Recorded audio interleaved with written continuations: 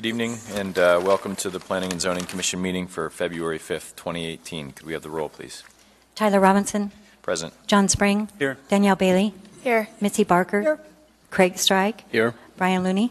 Here. Jared Gardner. Here. Seth Anderson. Here. Andre Spinelli has been excused. Thank you. Thank you. We have no minutes for disclosures. Mr. Gardner. None. Ms. Bailey. None. Mr. Looney. Disclose that in the case of the, let's see, 2018 13, my company has been involved just on the periphery, just outside of the project. Our survey department is helping the city with a platting effort. I've not been involved directly myself at all, but I thought I would disclose that. So just to be clear, you are, CRW is involved in a platting action, which is contingent on the rezoning as well? That's right. Before we go through disclosures, staff, I don't, if we've had direct involvement in a case in the past, we typically had that person not participate. Mr. Chair, the commission could take a vote on whether there's a conflict of interest or not, and whether he should participate or not. Yeah, we'll go through that. I just wondered if there was any precedent if they're involved in a case. Not that I'm aware of. If they've actually worked on a case, there is the appearance of a conflict of interest. Yeah. Mr. Spring. I move that the commissioner participate in the case. Okay, is there a second to that motion? Thank you, Ms. Bailey. You wish to speak to that motion, Mr. Spring? Well, I think if I heard it right, it's he was involved in the platting case and the subdivision survey, not him particularly, but his company, and he wasn't actually doing the surveying, so I don't see it as a conflict with this rezoning. Anyone else? Mr. Strike. Yes. Question, is the work complete?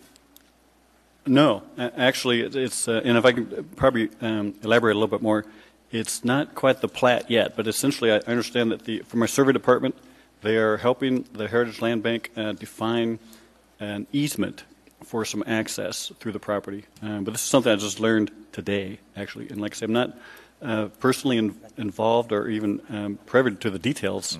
I just know that our company is helping the city. Should I read the? Mr. Strike, you wish to comment? Any other comment? Based on that, I would not support the motion. Yeah, I mean, Brian, and it is no reflection on you and your knowledge, obviously, but I think in this case I'm not going to support the notion to direct you to participate given your involvement, your company's involvement in basically, while it's in front of the platting board, it's an active case, part of the same development process. So at least that's where I stand. Could I ask the other members to please vote? This is again directing Mr. Looney to participate in the case.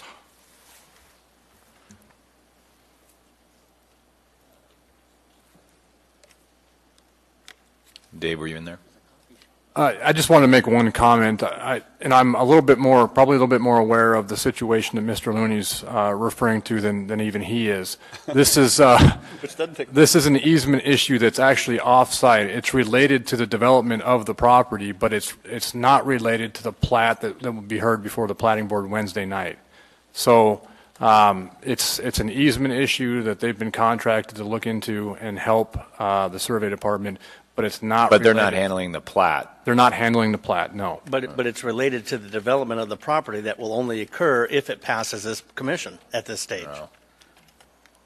Well, the development of the property is kind of is predicated on the plat and the rezone happening. Right. But the decision of this commission will dictate how it moves forward through the system. That's correct. Okay. Yeah, I think that would have been helpful for me to know that information. Sorry I missed that, Dave. I just that to me that's different than the company actually working on the plat related to creating the track plats, rather than sort of researching in the background. That said, the only way forward is to spread notice of reconsideration. I think, is that right? Yeah. So going once,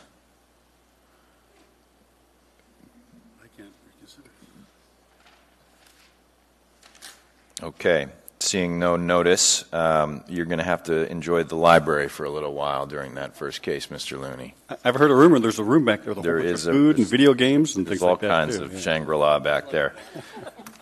All right, next up, we have, we're still going down disclosures. Where were we? Mr. Strike, No disclosures. Mr. Spring, I have none. Ms. Barker, Nothing to disclose. Mr. Anderson. None.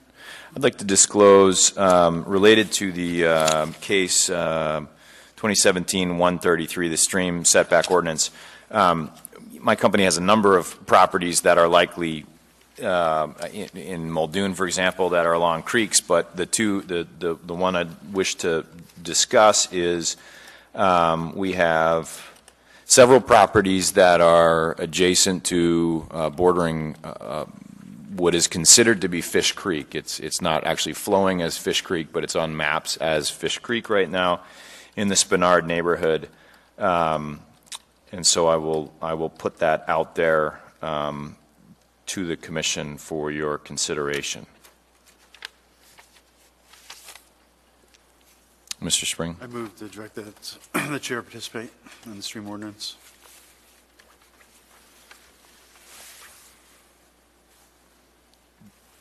Why don't you go ahead and talk to that? Well, I mean, a lot of members of the commission probably have some, any developer would have some stake in a stream ordinance. I mean, it wouldn't disqualify, in my opinion, someone to deal with it. I mean, a lot of issues involve generalized ordinances that affect developers, and if that was the case, then there would be very few developers that could even be on the commission, I think. Yeah, I'd like to call the question, please. Vote.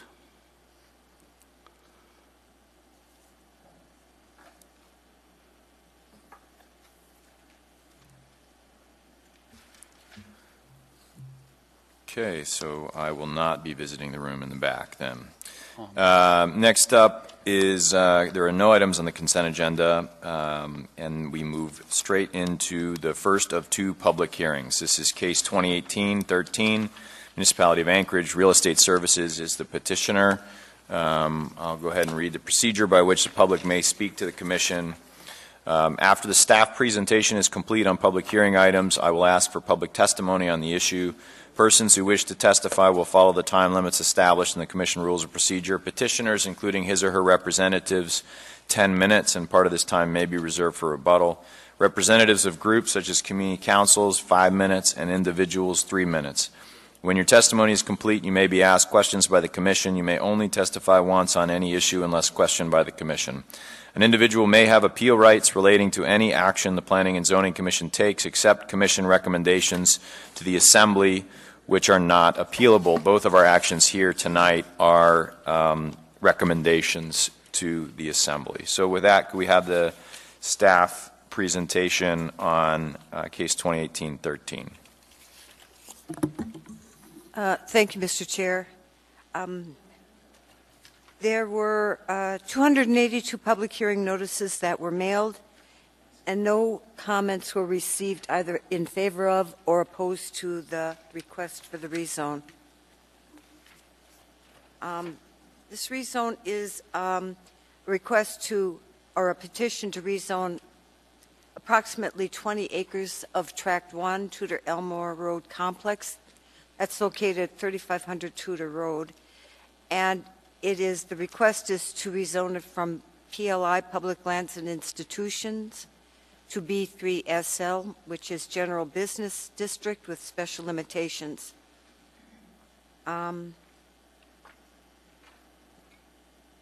There are, to start out with, there is an effective clause that addresses the need to record a final plat for the property and the requirement that a suitable site for the relocation of the Anchorage School District transportation facility is relocated. A suitable site is acquired and the facility relocated. In 2016, a request for proposals was issued to find a new location for the Department of Health and Human Services from its current location in downtown Anchorage. In addition to the relocation of DHHS, the Department of Health and Human Services, the remainder of the site will be used for a future mixed-use development that may include housing, commercial, and office uses. This site, the 3500 Tudor Road site, is identified as a town center in the Anchorage 2040 land use plan map, and it also includes the commercial development on the north side of Tudor Road that town center designation extends north of Tudor Road. There has been a preliminary plat. It's shown on page 14 of the packet that has been submitted for proposed tracks 1A, 1B, 1C, and 1D. Proposed tract 1A is developed with the People Mover bus facility, and the permit center is located on proposed tract 2. In reviewing the criteria for approving a request to rezone property, it appears that the B3 zoning district is appropriate for a town center, which town centers are primarily intended for general commercial and office uses, as well as residential use can be located within the B3 district. The petition site, 3500 Tudor Road, is located on arterial roadways, which is important for transportation network to serve a town center. This site is developed with public services.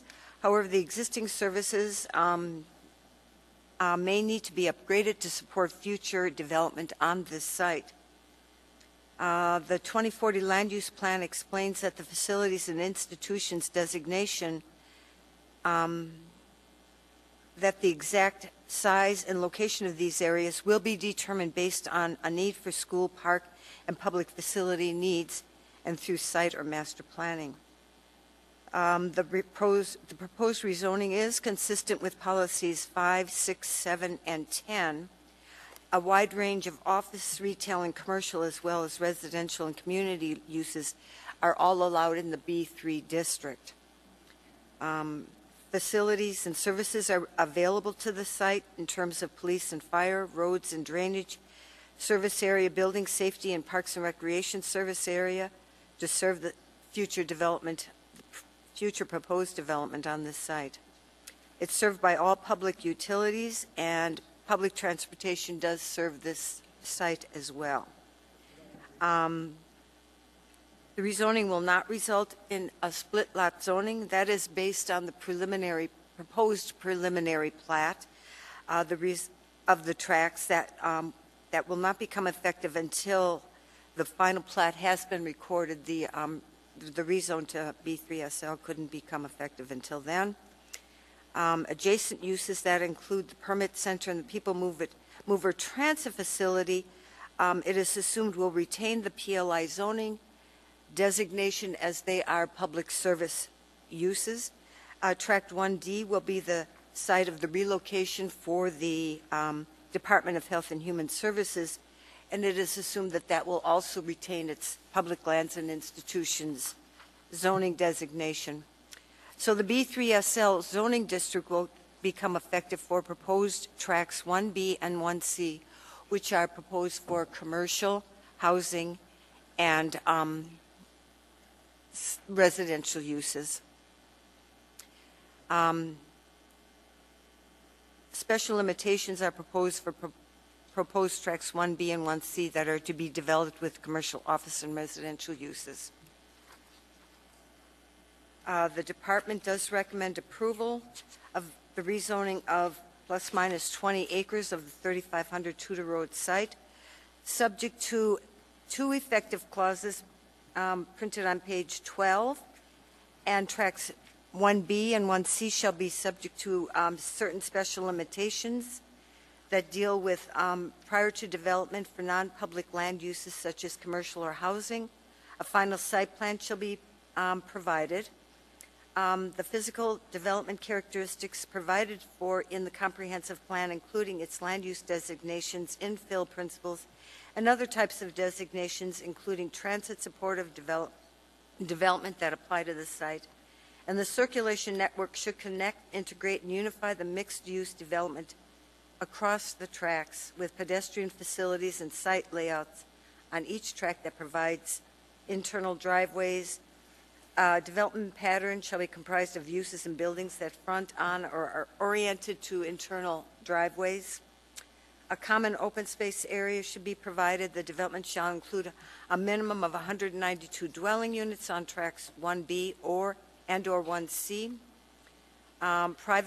Prior to the site plan approval for non-public land uses on tracks 1B and 1C, there shall be a determination of any long-term public facility, institution, or school needs in the area.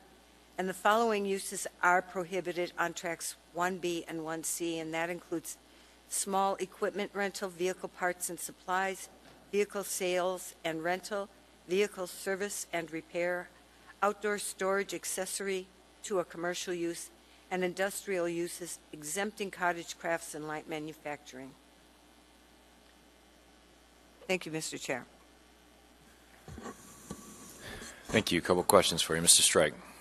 Yes, thank you, through the chair. Regarding the special limitations, it describes on tracks 1B and 1C, a final site plan shall be provided through the administrative site plan review unless a higher level of review is prescribed by Title 21. What's currently prescribed in Title 21?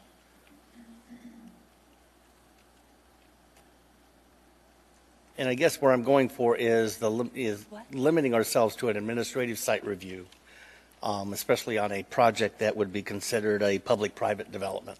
Through the chair, Mr. Strike, the level of review is largely dependent on the proposed use. There are a number of uses that could go on this site. Some of them may require an administrative site plan approval. Others may require a higher level, a major site plan review, or something even beyond that. There's possibility of a commercial fragment lot site plan, which would require a review before the planning board.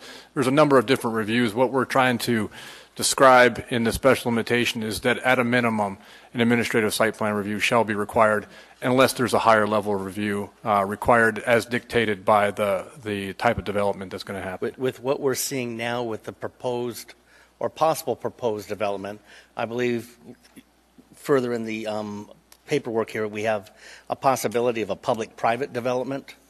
Is that a correct terminology? Through the chair, Mr. Strike, I believe that the property is to be sold and it will be privately owned. Okay, but this property is tied up with the land swap that I believe was being looked at, and so this truly is a public-private development, not a private development, because the city is intricately involved in this development. So under that scenario, what type of review would need to take place? Typically, through the chair, Mr. Strike, typically what happens, if it is a public, if it's a public facility, typically those usually are public hearing. If it's private, it's can be done as administrative, but as this is a public-private, it would appear that because of the public ownership or the public involvement, that possibly a public hearing would be required. Okay, then what I'm hearing is possibly, could, might. If it's public, it's one thing. If it's private, another. And what I'm looking at is a special limitation that you're looking to place on the property. I'm trying to forego an assistance, at least from my part, that we have a higher level of review in light of what might happen as opposed to what could happen and what you have currently planned. And so therein lies my concern. Right now I'm seeing a private-public possible development that really has the public involvement in place, and I want to make sure that if that occurs, that we're not relegated to administrative review. I want to see personally, I'd like to see a higher review take place in a public-private development situation. Through the chair, Mr. Strike, are you suggesting that a higher level review for every use on the property, or just certain uses? Well, in your proposal, tracks 1B and 1C, subject to the following limitations, and you've relegated it to say an administrative site review would be appropriate unless directed otherwise by Title 21. I asked what was in Title 21, and it depends if it's private, if it's public. And I said, based on what we're currently looking at, we're looking at a public-private development. So under that scenario, what type of site review would be required under Title 21? Well, through the chair, Mr. Strike, the public-private partnership doesn't dictate the level of review. It's dictated by the use. Now, you can certainly dictate that and place special limitations on this property that require a major site plan review for everything. I think that the uses that I've seen, and certainly this is subject to change, but the DHHS building, for example, would require an administrative site plan review based on the size itself. I'm not the one that put this limitation on the site review plan. Your office did. I'm just reading what you're proposing, and I'm trying to ascertain where we're going with it. I think I know where I need to go with this. Okay, very good. Thank you. Can I follow up with that real quick? Does DHHS, which presumably is on 1D, is that right? I mean, it's kind of like some sleuthing going on here, because we all know there's a project specifically. That project's been talked about to the community to sell them on it, yet there's no site plan or really no indication of what we're actually looking at here. So it's kind of a little bit of sort of piecing it all together. But does DHHS go through a public facility site plan review? Mr. Chair, because it's a public facility and your assumption that it's possibly going to go on proposed Tract D when the plat is recorded, that would go through a public facility site plan review. Is that true? It's a public facility, so typically those do go through a public hearing. Is that because of the use, or because when it's PLI it goes through that? It's when it's a public facility, so, I mean, anytime that the municipality itself is doing something, it goes through a public hearing. So what I'll ask, Margaret, thank you, is that someone give me a code citation that shows that actually is a requirement. I was under the impression that if it was on PLI, that the zoning could require it, but as soon as it's rezoned to B3, it's really irrelevant whether it's a public facility or a non-public or a private facility. So I think what we're trying to do is establish what the rules are typically, and then understand through the hearing tonight whether people feel that's good enough. Mr. Chair, the proposal was that not all the land is going to be B3. There are some public uses, such as proposed Tract D, which is possibly the site for the DHHS relocation, would be PLI. That the permit center, which is currently zoned PLI, that would remain zoned PLI. And the transit facility, which is a public entity, is zoned PLI. So when those tracts are created, that not every single tract is going to go to B3SL. It's basically you have two remainder tracts, which are, according to the preliminary plat, tracts 1B and 1C, which will have the commercial uses that would be rezoned to. Yeah, but Margaret, I mean, the first sentence says tracts 1B, 1C, and 1D are part of this rezoning. So it's not 1D is also being rezoned here this evening, right? Through the chair, if I can clarify, Please. 1D, the property for which the proposed DHHS building will be located is proposed for rezoning to B3. So just to correct, the application is for a rezoning of 1D, 1B, and 1C. Okay, so it's the existing uses, or the people mover and the permit center are staying PLI. Is that right? That's correct. Okay. And did you find any kind of code requirement once it's B3 on whether DHHS has to go through any sort of public facility site plan approval? Thanks. And while you're looking, Dave, I have John Spring in the queue. So Go ahead, John. And while you're looking, I guess, just to follow up on that, I was going to ask the same question. But is there also a site selection requirement for public facilities? Is that, or did that go away in the new Title 21? Used to have a site selection process. If you could answer that question later when you look it up. Staff, how do we, as a commission, make sure that a true town center is created here? You have some nice mixes already. You have the DHHS building, which will provide some office there, I think, and you have the permit center. You have 192 housing units. But how do we make sure that it's going to be developed with what, according to the definition of town center, with a variety of daily retail, daily services, so that it is a nice integrated development? And one of my concerns, of course, also is that what happened in another town center, not to be mentioned, there was big box stores built. And big box stores is not really what I consider a town center. There's no prohibition against a big box store here. Very well could be, built under the B3. So how do we make sure that there's that a real town center is built? Through the chair, Mr. Spring, not knowing what the development plans are for the potential buyer, I would have to defer to the petitioner's representative that may have more information to provide for the commission members, because I've not seen any development plans. I have another question then. I have some concerns about the way this is going to be phased and the administrative review. And I think you mentioned it in the staff report. I think you recognize there's somewhat of a problem here. There's going to be site plan review for each of the tracks, 1B and 1C, and probably for 1D if it's required as part of the public facility site plan review.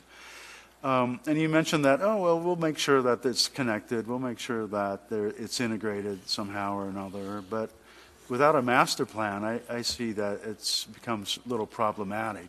You'll have a developer with their own vision, or maybe it's one developer, I don't know. But without some type of overarching type of site plan or master plan, I think it could lead to problems. It may not, but it could definitely solve some problems if there was some type of site plan, master plan for the entire parcel. Staff has, through the chair, Mr. Spring, staff has not seen a master site plan for the proposed development. Other than that, there may be a master plan, but it has not yet been submitted. But at least two of the tracks of the proposed plat are already developed with a permit center and with transit. The ASD facility will have to relocate their school buses to another site. So I am not sure how far the master planning has gone in terms of the actual development of the site. The department has not seen a master plan. Thank you. I got Mr. Anderson in the queue, but Mr. Davis, are you in there to respond to that issue? Yes, Mr. Chair. Okay, go ahead. First, in response to Mr. Spring's first question, how do you ensure that a development that receives entitlement to B3 zoning will implement a town center? The SL is attached to the staff's recommendations. Basically, address the deficiencies in the B3. So the B3 isn't designed to implement town centers. On page 48 of your staff packet, the big bold 48 in the bottom right corner, we have a discussion about the deficiencies of the B3 in order to implement the town center land use designation and the other land use designations that the comprehensive plan has specific to this site. The SLs are designed to address and remedy those deficiencies, including the types of uses, the types of environments and development patterns, the densities that the town center calls for. Secondly, the land use designations also include several other directives for this area, and so the SLs are intended to remedy those deficiencies that you're concerned about, so that what occurs here is a mixed-use development, and that is a walkable, transit-oriented design. And in our discussions with the applicant's representatives, it's really very consistent with their vision to create a mixed-use development. I forgot your second question. Good. Mr. Anderson, then Ms. Bailey. I have kind of the same questions as John Spring about ensuring that the rezone would facilitate a town center type development. And I noticed two of the tracks, proposed tracks, have special limitations, but 1D doesn't have those same special limitations. So is there a reason why you think that that portion of it doesn't necessarily need to be a town center? Through the chair, 1D would certainly be a part of the development physically.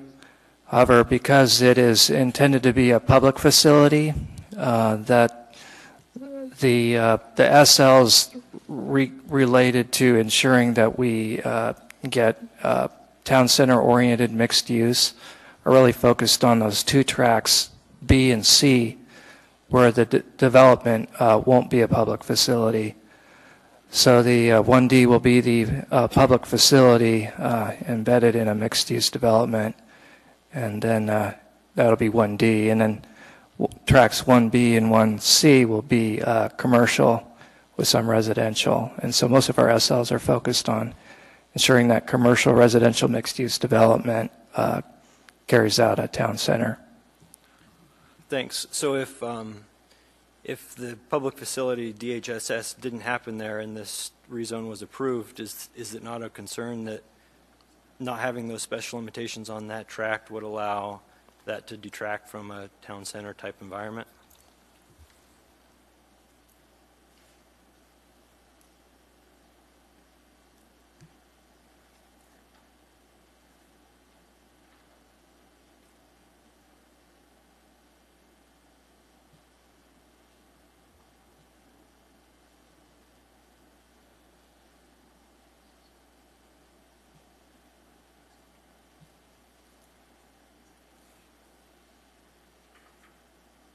I think I'm going to take that as a point well made, Mr. Anderson. At least you got me. I don't think I need to hear the response, but if you guys have one, we'll hear it.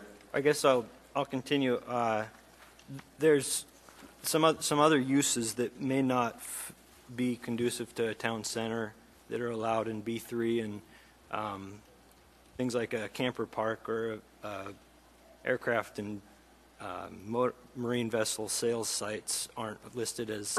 Seth, I'm going to ask you, just get a little closer to the mic. Sorry. Bring it closer. Certain uses aren't excluded, like a aircraft sales site or a camper park aren't listed as special limitations that are excluded. And if there's a reason why only the vehicle type things and not some of the other uses that might not necessarily lead to a town center are still allowed. It's my understanding from the application that there was an agreed upon trade that DHHS would relocate to the 3500 Tudor Road site, and the developer involved in that would be upgrading the 820, the current DHHS site, 825 L Street, for senior housing. So that there is a trade-off that way, that DHHS would have a place to move to in a public facility type environment, and that the structure downtown would be recreated to provide housing for seniors. It's my understanding from the application.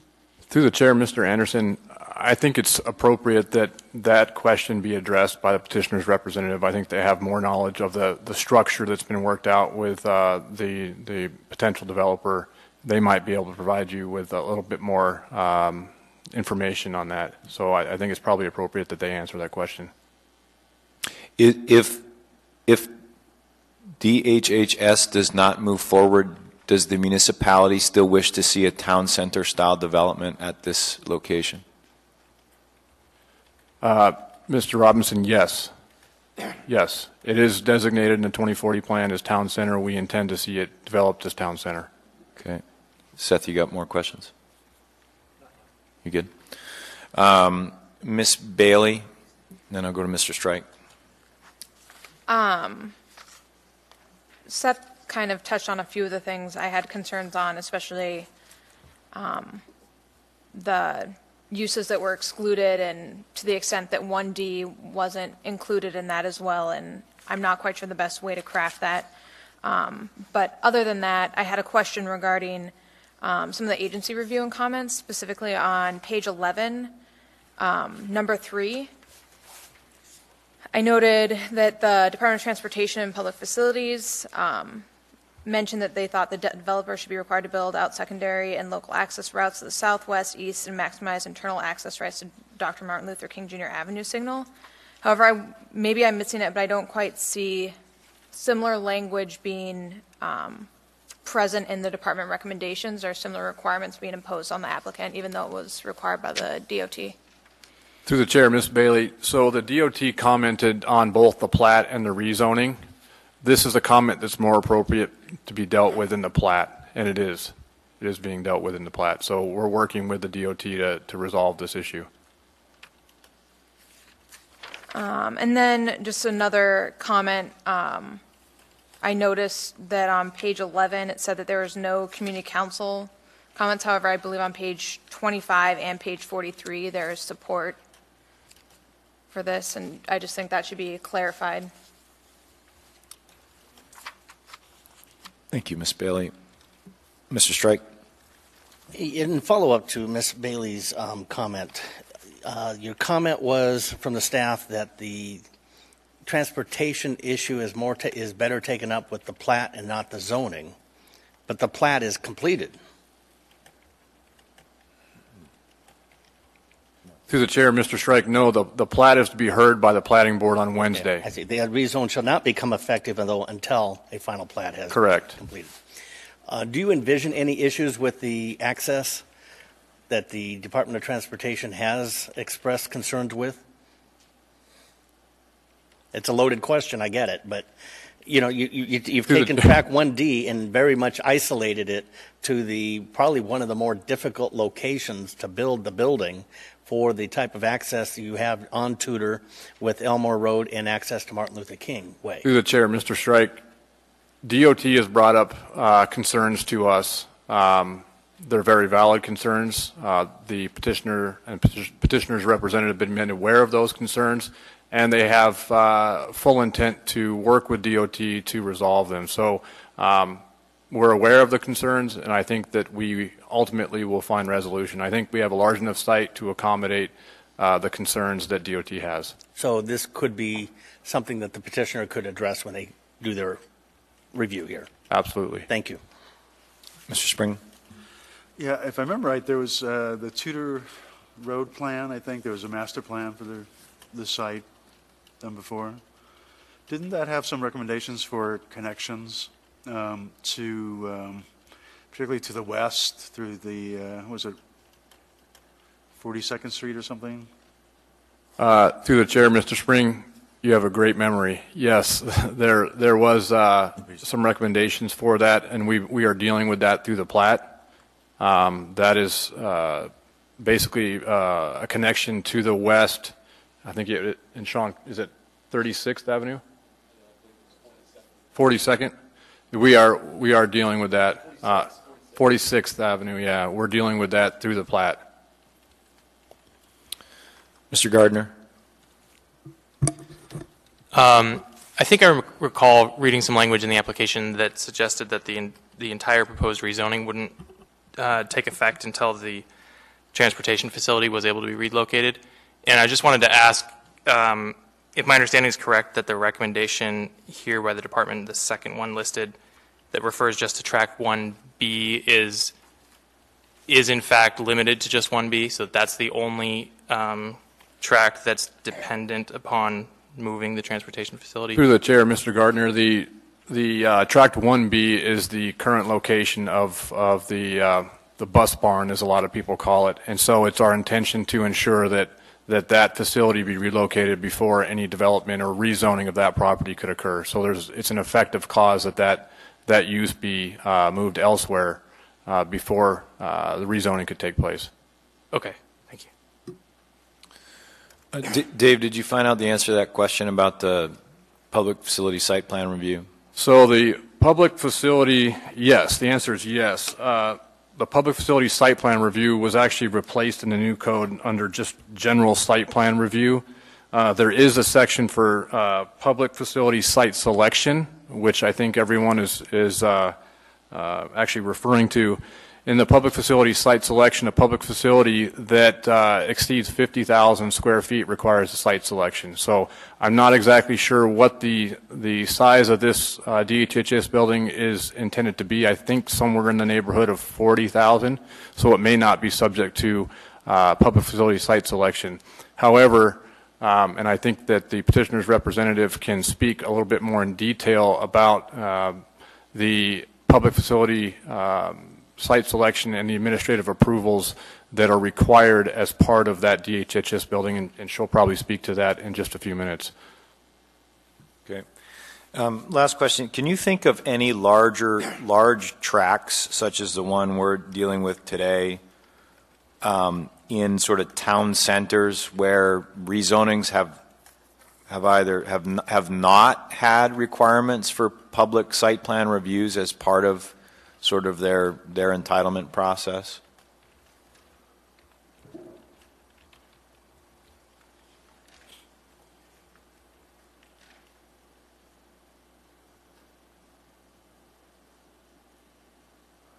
And I know this because my company has to go through one every time we bring a project back in Creekside, and you'll recall that rezoning in a town center. So I'm wondering if it's, you know, just kind of a new course or what we're doing.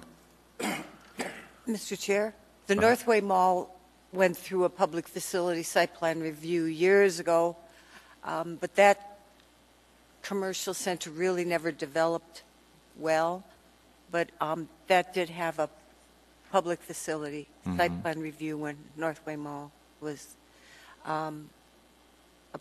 went through the process years ago. That's one I'm familiar with. Thank you. The one I was referring to, of course, is Creekside Town Center in Muldoon. Any others come to mind? And I guess just the final comment is there's 192 units. Is a very specific number. Is there a rationale for that? Is that dwelling units that we're referring to? Number 2, the development shall include a minimum of 192 dwelling units on tract 1B and or 1C. What's magic about that number? Yes, Mr. Chair, we are looking for something above 10 dwelling units per acre. This is a designated transit-supported development corridor. It's an important opportunity to provide housing near the UMed district. We believe it's the intent of the development to include a lot of housing. We want to make sure that this meets a minimum threshold in the plans for dwelling units per acre. And so this comes out to a little bit more than 10 dwelling units per acre for the whole 20-acre 1D, 1B, 1C site. Okay, so it was based on that. That's where you came up with the number? Or is it based on their site plan that we're not seeing? The plan calls for 8 to 15 dwelling units per acre over the length of the transit-supported development corridor. In this case, it extends over a lot of properties, and we believe that having more than 10 DUA, this property will do its part. Great, thank you. I see no further questions for staff, so at this point I'd like to open the public hearing, starting with the petitioner. Please come forward, state your name for the record, and then let us know if you'd like to reserve any time for rebuttal.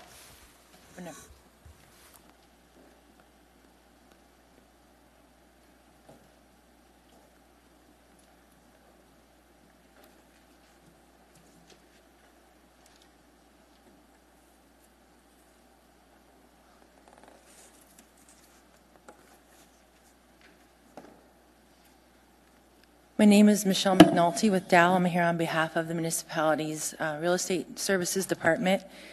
So a lot of great questions, and I've totally had to scrap kind of what I wanted to come up here and say, so I hope that I address everything. But getting to kind of just where this all started from, the municipality originally put out an RFP for a new DHHS facility. They got 2 responses from 2 different developers. They liked one half of each of the developer's response. So they brought them both in and asked them to form a team. And so it kind of ensued to create this puzzle of things that need to happen so that we can get a new DHHS facility as well as put new residential facilities out there.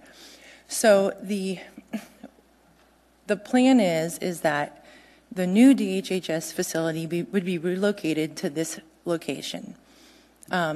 The existing facility on L Street will be demolished and reconstructed with senior living facility.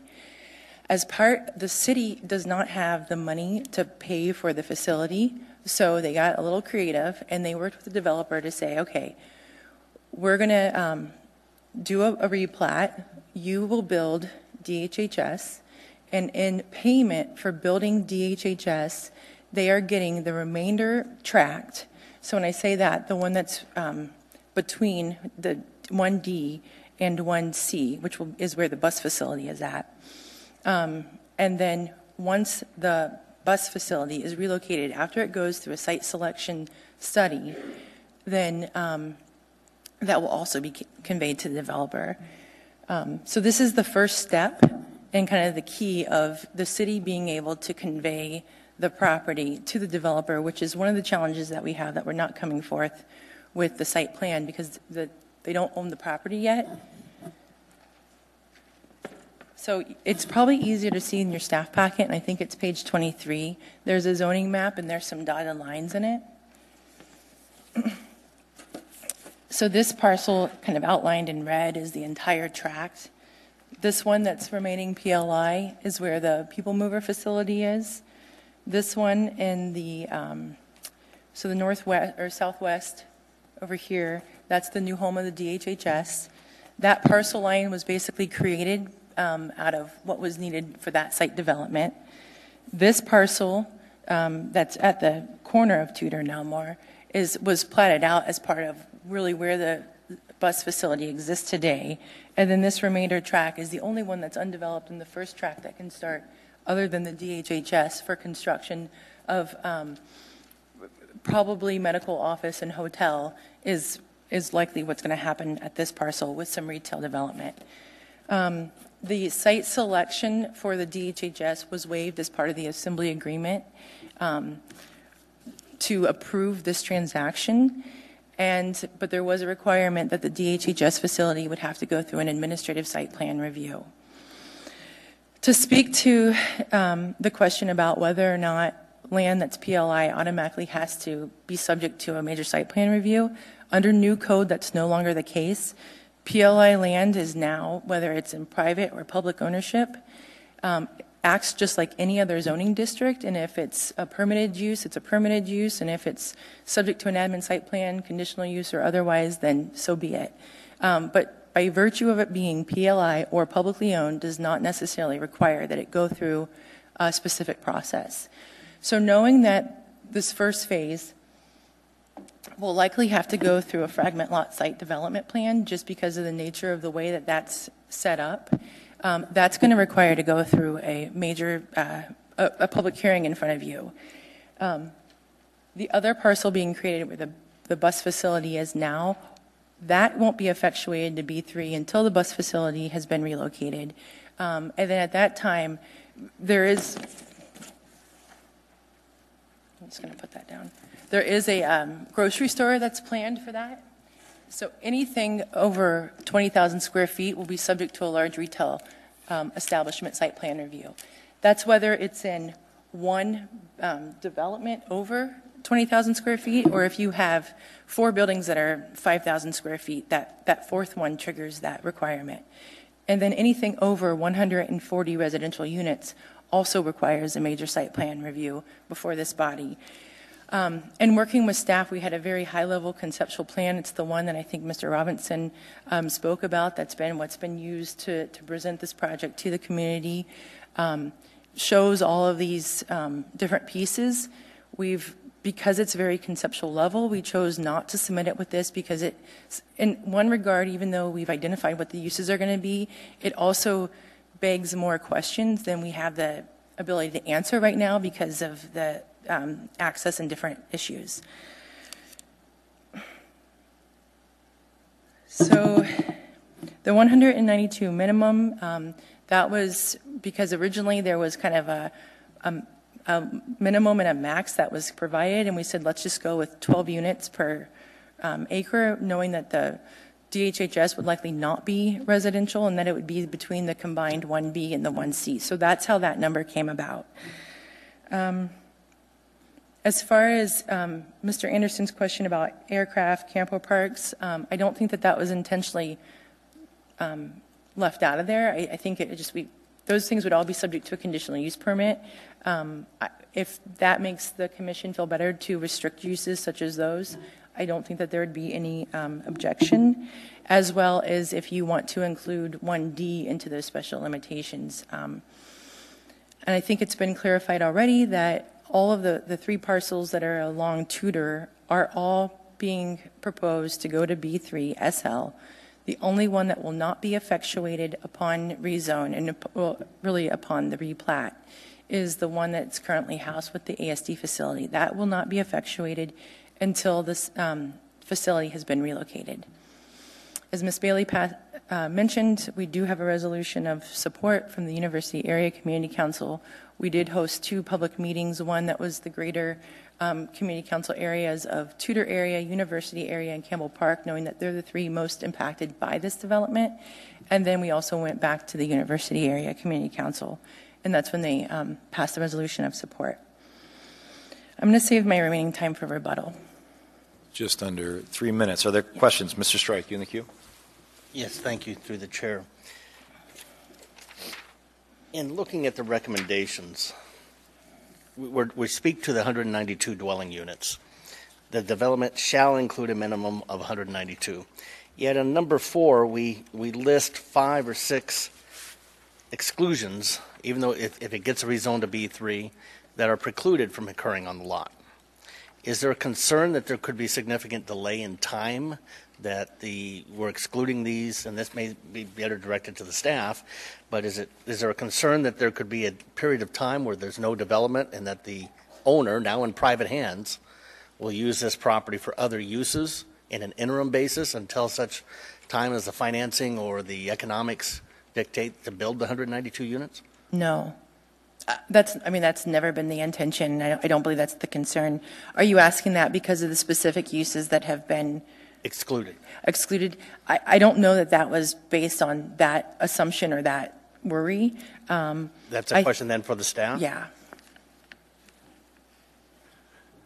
Yes, through the chair. The B3 General Business District allows a wide array of uses, and it often includes almost light industrial commercial areas. And these areas often have permanent uses, like you get a mini storage structure, permanent uses that aren't temporary uses of the land that are they're great uses, they're great businesses, but not appropriate in a town center, just because those types of uses are a part of what B3 General Business District does. So they're not appropriate in a town center mixed use area. Absolutely, but in Section 2, the development shall include a minimum of 192 dwelling units. So is the purpose of the exclusion in case they were having excess land above that, not to use it for this purpose? Did I say that wrong? I think that the staff's intent was to, kind of as Tom noted earlier, that the B3 isn't perfect for implementing the town center. And I think that one of the concerns about the B3 is that it does allow for more like light industrial. And I think that their intent was just to make this a more fitting B3 for the town center. I guess my concern was that since the trend, and this becomes back to the city and the developer, that the developer takes ownership of the property, it is zoned B3 immediately after the plat is recorded. After the bus barn is moved. Yet there could be years before development of the property actually takes place, and during that interim time of holding period, they could use that property for other interim purposes until such time as they had the financing and wherefore to put the 192 units up. Unless there's a timeline contractually that they're required to come in and build. Rhetorical question, but that's a contractual issue, but I'm just seeing a conflict between number 2 and number 4. I'm not sure number 4 is needed if the only purpose of the development must include this minimum, or can we go in there and say the only use of this property will be for these dwelling units? Yes, the 192 dwelling units is only a component of what would occur on any given tract. So you could have there are dozens and dozens of other kinds of commercial uses still allowed by the SL, even with the SL. Many commercial uses. And so the idea would be that even if the residential portion were difficult to finance,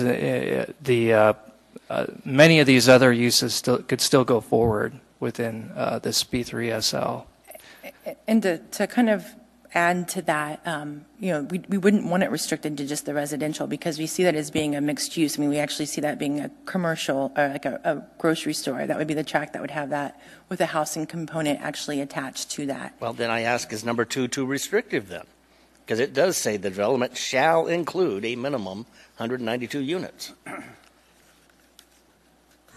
We believe that it is very important that this mixed-use development do include residential units and at a number of dwelling units to help implement the comprehensive plan. And I'm right there with you. I just want to make sure that the intent is fully laid out from the city to the developer into the planning and zoning and how it's zoned, that we don't get a no man's land where the developer picks and chooses and finds a way out and delays and finds other interim uses for the property other than these 5 or 7 that you've dictated that are not excluded, but they find some interim use and say, well, city, we just haven't gotten there yet.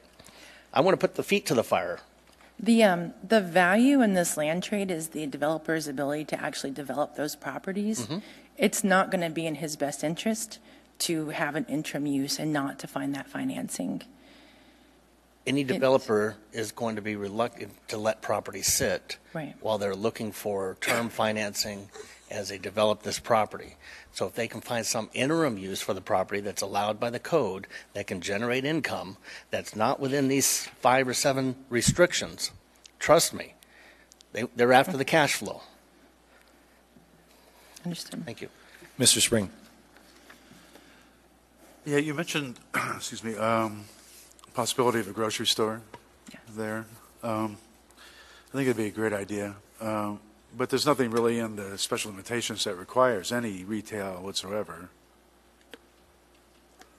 No, other than the intent of what the rezone is set in the town center of the mixed uses. But there's nothing requiring it. So my concern is that, and we see this all around the UMed district, is the demand for medical office is so strong that they almost always outbid any retail. I mean, as far as being able to afford the land and jack up the land prices and outbid them, just pure and simple. And the UMed district plan specifically states that there's a need for retail in the area, and because there's very little There's, the strip mall there that's now owned by Providence, is about all we've got.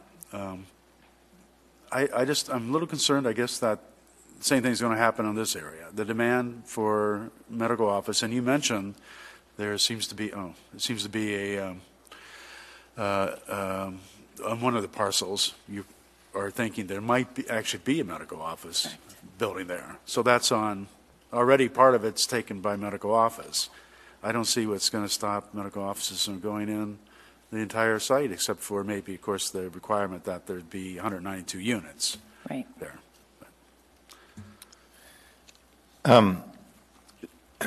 Is there some reason why we shouldn't? I mean, I heard you say if there's more than 20,000 square feet of retail, it's going to kick in big box review, or if it's over, would you say 140 units?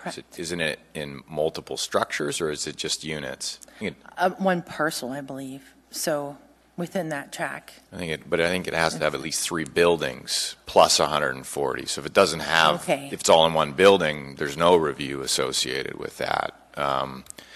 So what I'm worried about is the piecemealing of all of this stuff, right? And fundamentally, you only got one shot to lay the site out right so that you might have a chance down the road to actually facilitate, especially residential development. It's really sensitive to how the Right. neighborhood lays out, right? If it doesn't feel residential, good luck with residential there.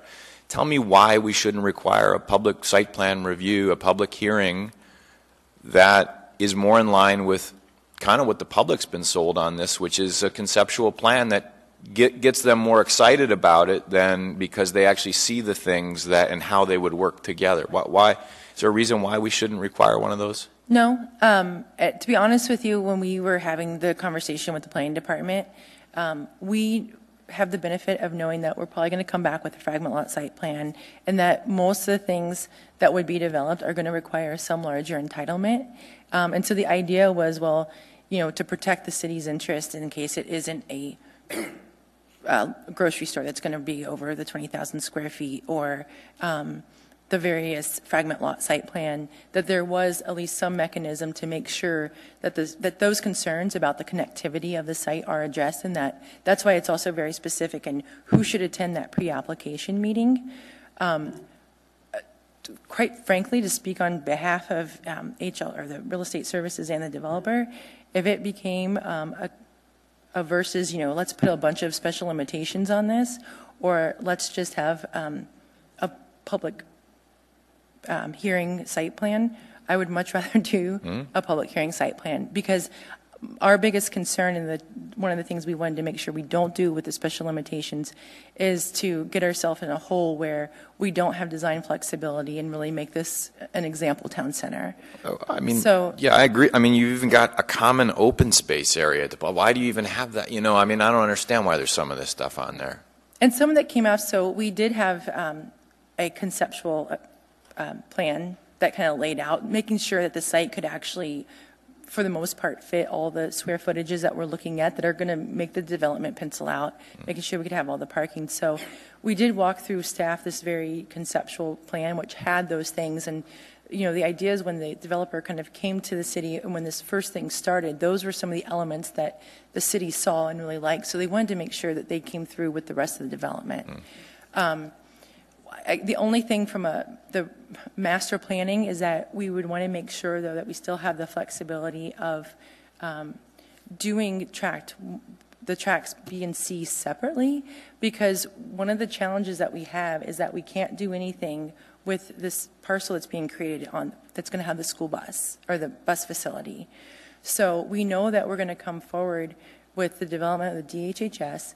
We know that we can start doing the fragment lot site plan layout of the middle piece. That's going to pretty much drive where all the connections go to that third piece where the bus barn is. But because that's still an unknown, we don't want to be in a situation where we have to have that identified in order to move forward with the other 2 phases of development. I get it. You got some areas that are grayer than others, but Yeah. you would show how they would connect should that actually sort of pan out, right? Mr. Whitfield. Yeah, through the chair to the commission.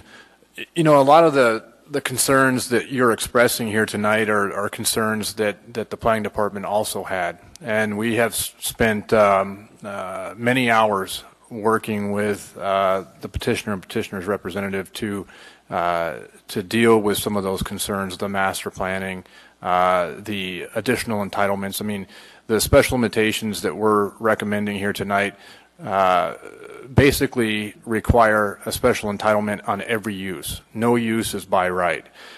So we feel like the concerns that you've expressed, which we also have as well, are addressed through the special limitations that we're recommending.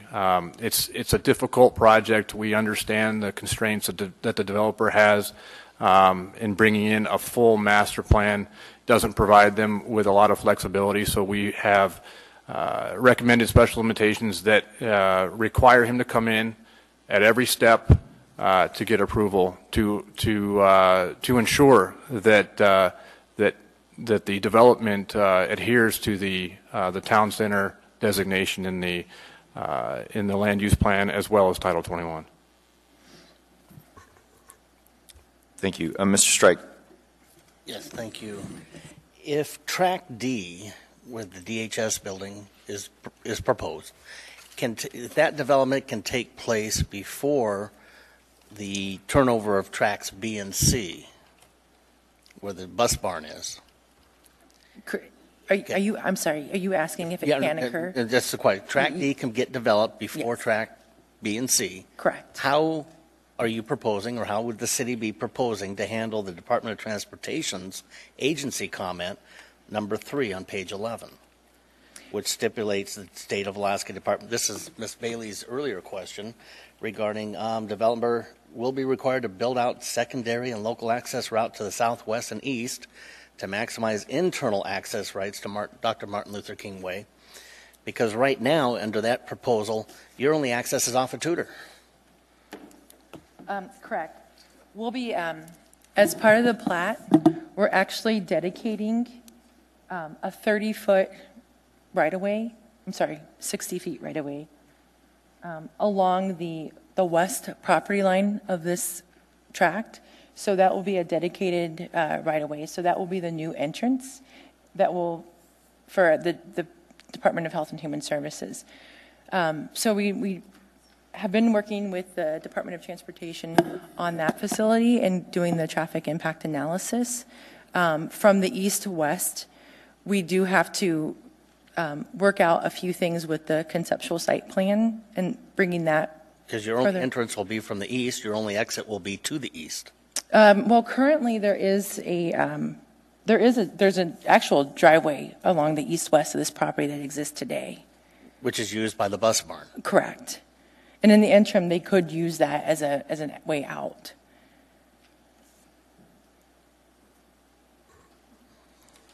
Okay.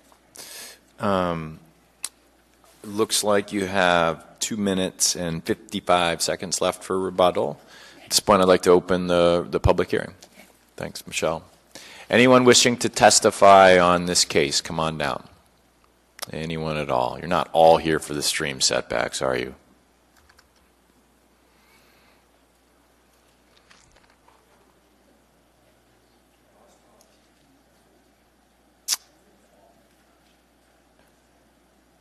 All right, going once. Anyone wishing to testify on the Tudor Elmore rezoning?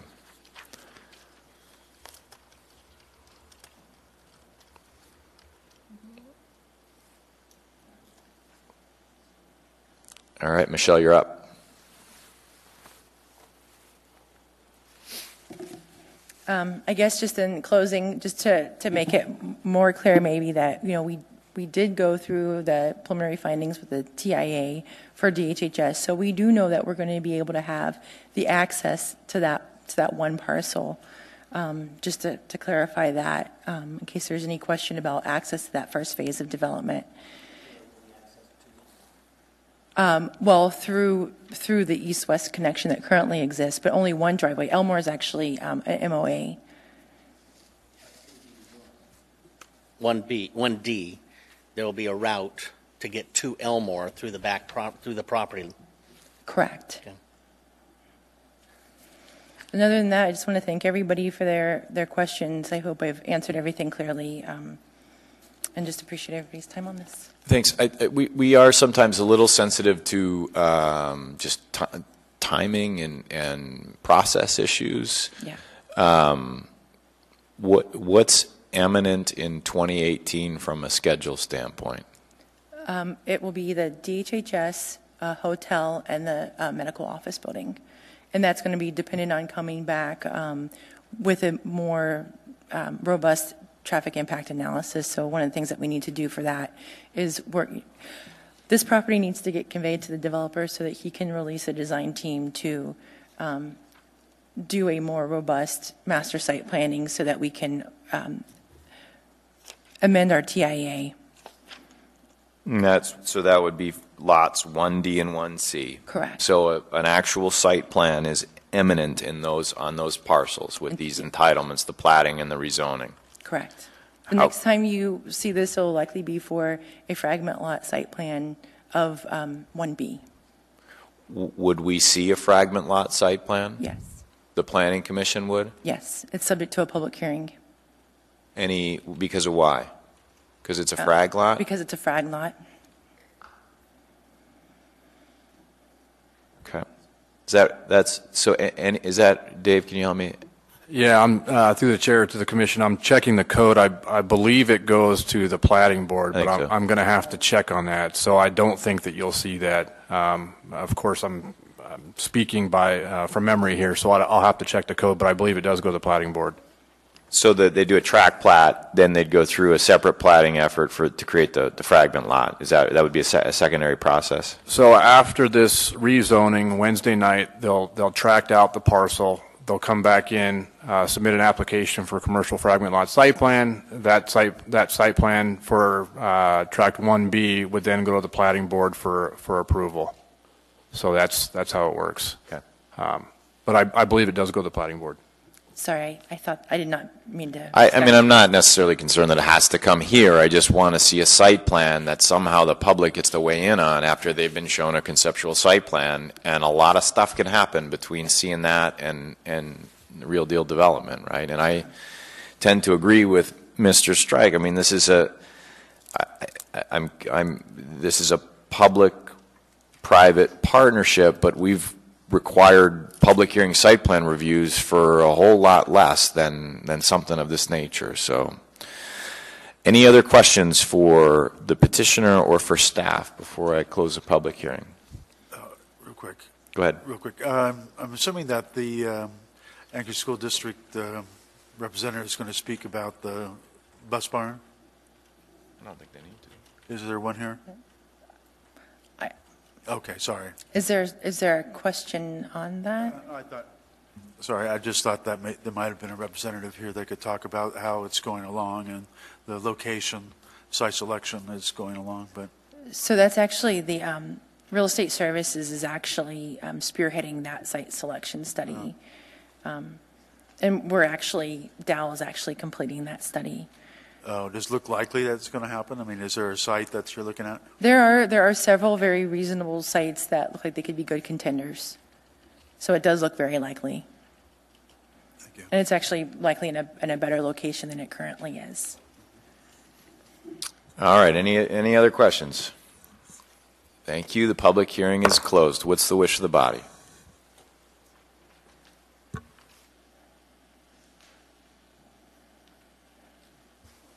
Go ahead, Mr. Strike.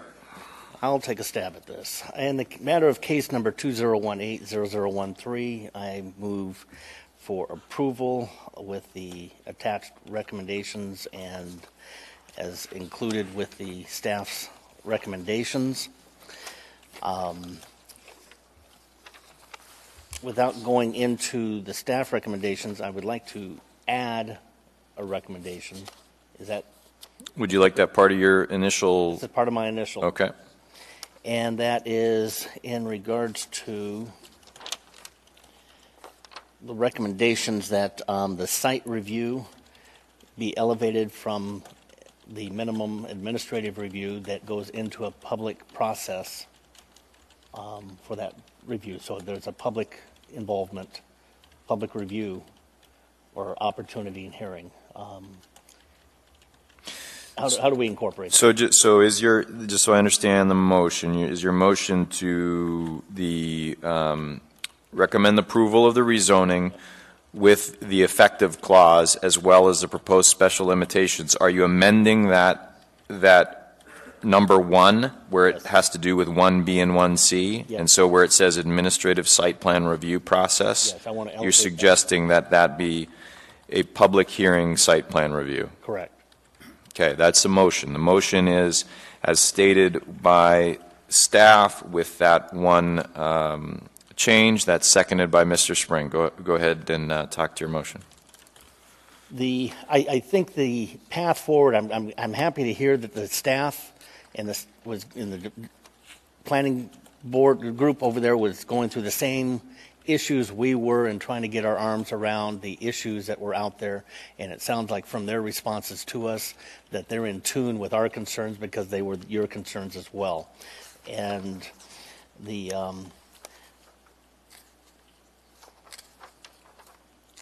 this is a rough motion here. Regarding the standards, we have standards 1 through 9, and that the standards having been met, the one concern I had was in number 5 regarding the facilities or services regarding the roads, that this standard is met, but it's met only after review of the site review. So I would ask further that the State Department of Transportation's comments be incorporated into any final site review as it's developed. And that was under the agency review comments number 3. Okay, so I'm not going to add that to your motion at this point. Your motion is on the table, but it does speak to the finding. If you would like to separately add it as a motion, I'd like you to offer that as an amendment. Somebody else can come up with the findings, Okay. but I'm good. Okay. Thank you, Mr. Strike. Mr. Spring, you seconded this motion. Yeah, I'll be supporting the motion. I do have one concern, though. I appreciate the effort by staff to try to ensure that this become a true town center. I think some of the design considerations in particular are good. But I still have a concern about making sure that there's some retail incorporated in this development. And I'm going to propose an amendment for that, to address that specific issue. Go ahead. Yeah, I'd like to add, you can number this however you want. I guess it would be the 4th condition of approval for tracks 1B, 1C, stating that the development shall include a mix of community-oriented retail as part of the track 1B and 1C public hearing site plan review. Is there a second? Sure. The development shall include a mix of community-oriented retail as part of the track 1B and 1C public hearing site plan review. Can I can't comment on You need a second. second, but yeah. Someone want to second? Any seconds? Can we discuss that No, motion? only with a second. And then you can discuss it. You can vote it up or down. Thank you, Ms. Bailey. Go ahead, speak to that motion, Mr. Spring. I was wondering if this would fly. I think when it looks like the Planning and Zoning Commission is going to be reviewing this site plan, and as part of a public hearing, I made this specifically vague to give us leeway to examine the site plan and see and determine, in our opinion, whether this is meeting the goals and objectives of a town center. And I wanted to include this in there to kind of give direction to the developer that when we see this public site plan review, that we would expect to see some retail development incorporated as part of it. It doesn't say how much. It gives flexibility as much as possible, but it just tells the developer that we expect them to meet the guidelines of a town center and incorporate at least some retail into this development. Thank you, Mr. Spring. Anyone else wish to speak to the motion to amend the main motion? Yes, and this goes more to a question. And an open question to the staff as to whether that motion causes any concern or unnecessary restrictions that might be placed or concerns from the staff. Through the chair, Mr. Strike, can you repeat that again? Repeat your question. I'm sorry. I'm going. Mr. Spring has put a motion on the floor to amend to identify that the property zoning development would include a mix of retail on tracks B and C. So the Heritage, or I should say the Real Estate Services Department has gone to the Assembly with an agreement that the developer provide certain things on this site, certain square footages of retail, certain square footages of office space, certain square footages of residential. It's written in the ordinance. This may be a bit duplicative to put this restriction on the special or on the rezoning because it's already in the ordinance as adopted by the Assembly. So let me rephrase and for Mr. Spring. Mr. Spring's motion complements what the city is already attempting to resolve and complete. Mr. Strike, yeah, through the chair, Mr. Strike, it complements, but I would caution the commission to not require anything specific with regards to the amount of space that is required for each one of these use types. And I don't believe that motion speaks to the percentage of use. So I think it does complement and is appropriate. Excellent. Thank you. Mr. Davis. Yes, in the event the applicant may want to put the retail on one property versus the other, B versus C, you could consider do the and or instead of just and. That would be my only, just in case they put a restaurant instead of retail or some little thing hiccups. It's just a consideration. So. And from the body here, I would concur with that, John. Yeah, I recognize that might be a problem, but I would accept that, either or. You would amend your motion? Yes. I amend the motion. So could I ask that you restate it as amended? Yes, the development shall include a mix of community-oriented retail as part of either the track 1B and 1C public hearing site plan review. Yeah, I think you meant to say as either 1B or 1C.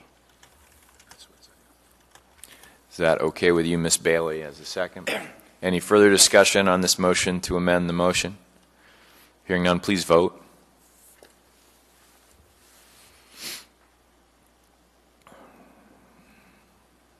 We're back to the main motion. Mr. Strike has spoken very briefly to the 9 standards. If anyone else has other findings related to those 9 standards, I'd be open to them. Ms. Bailey.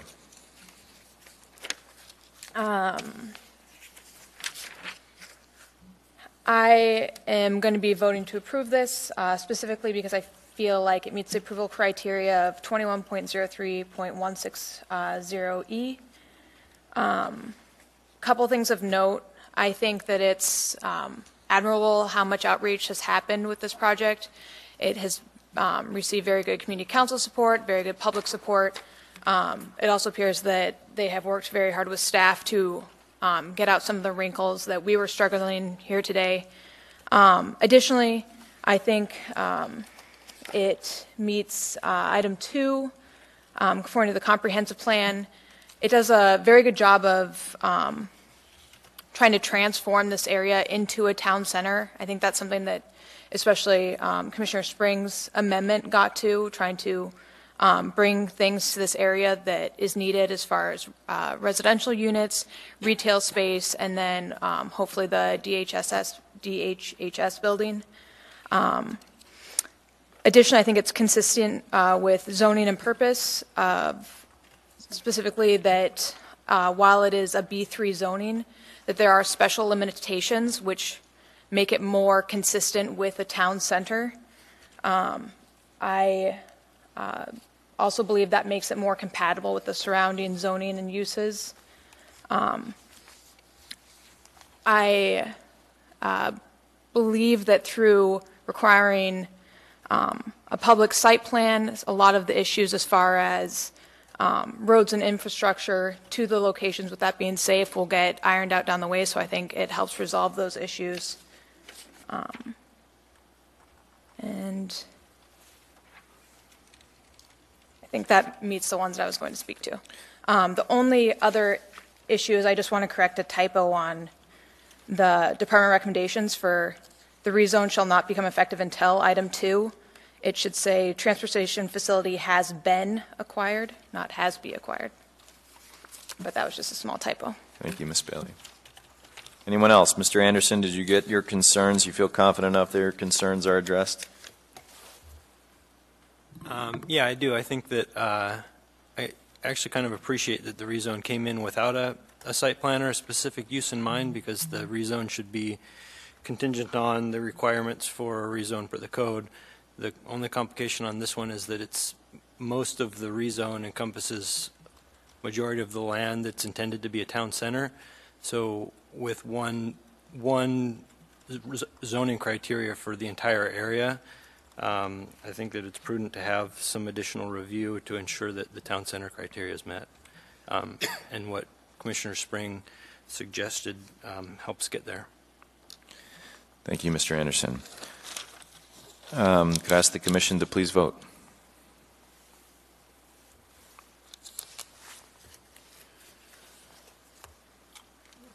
That application is approved to the Assembly as a recommendation, so that moves on to the Assembly for further action. We're going to take a brief intermission before we get to the next case. Do a 5-minute. Thanks, everyone, for your patience.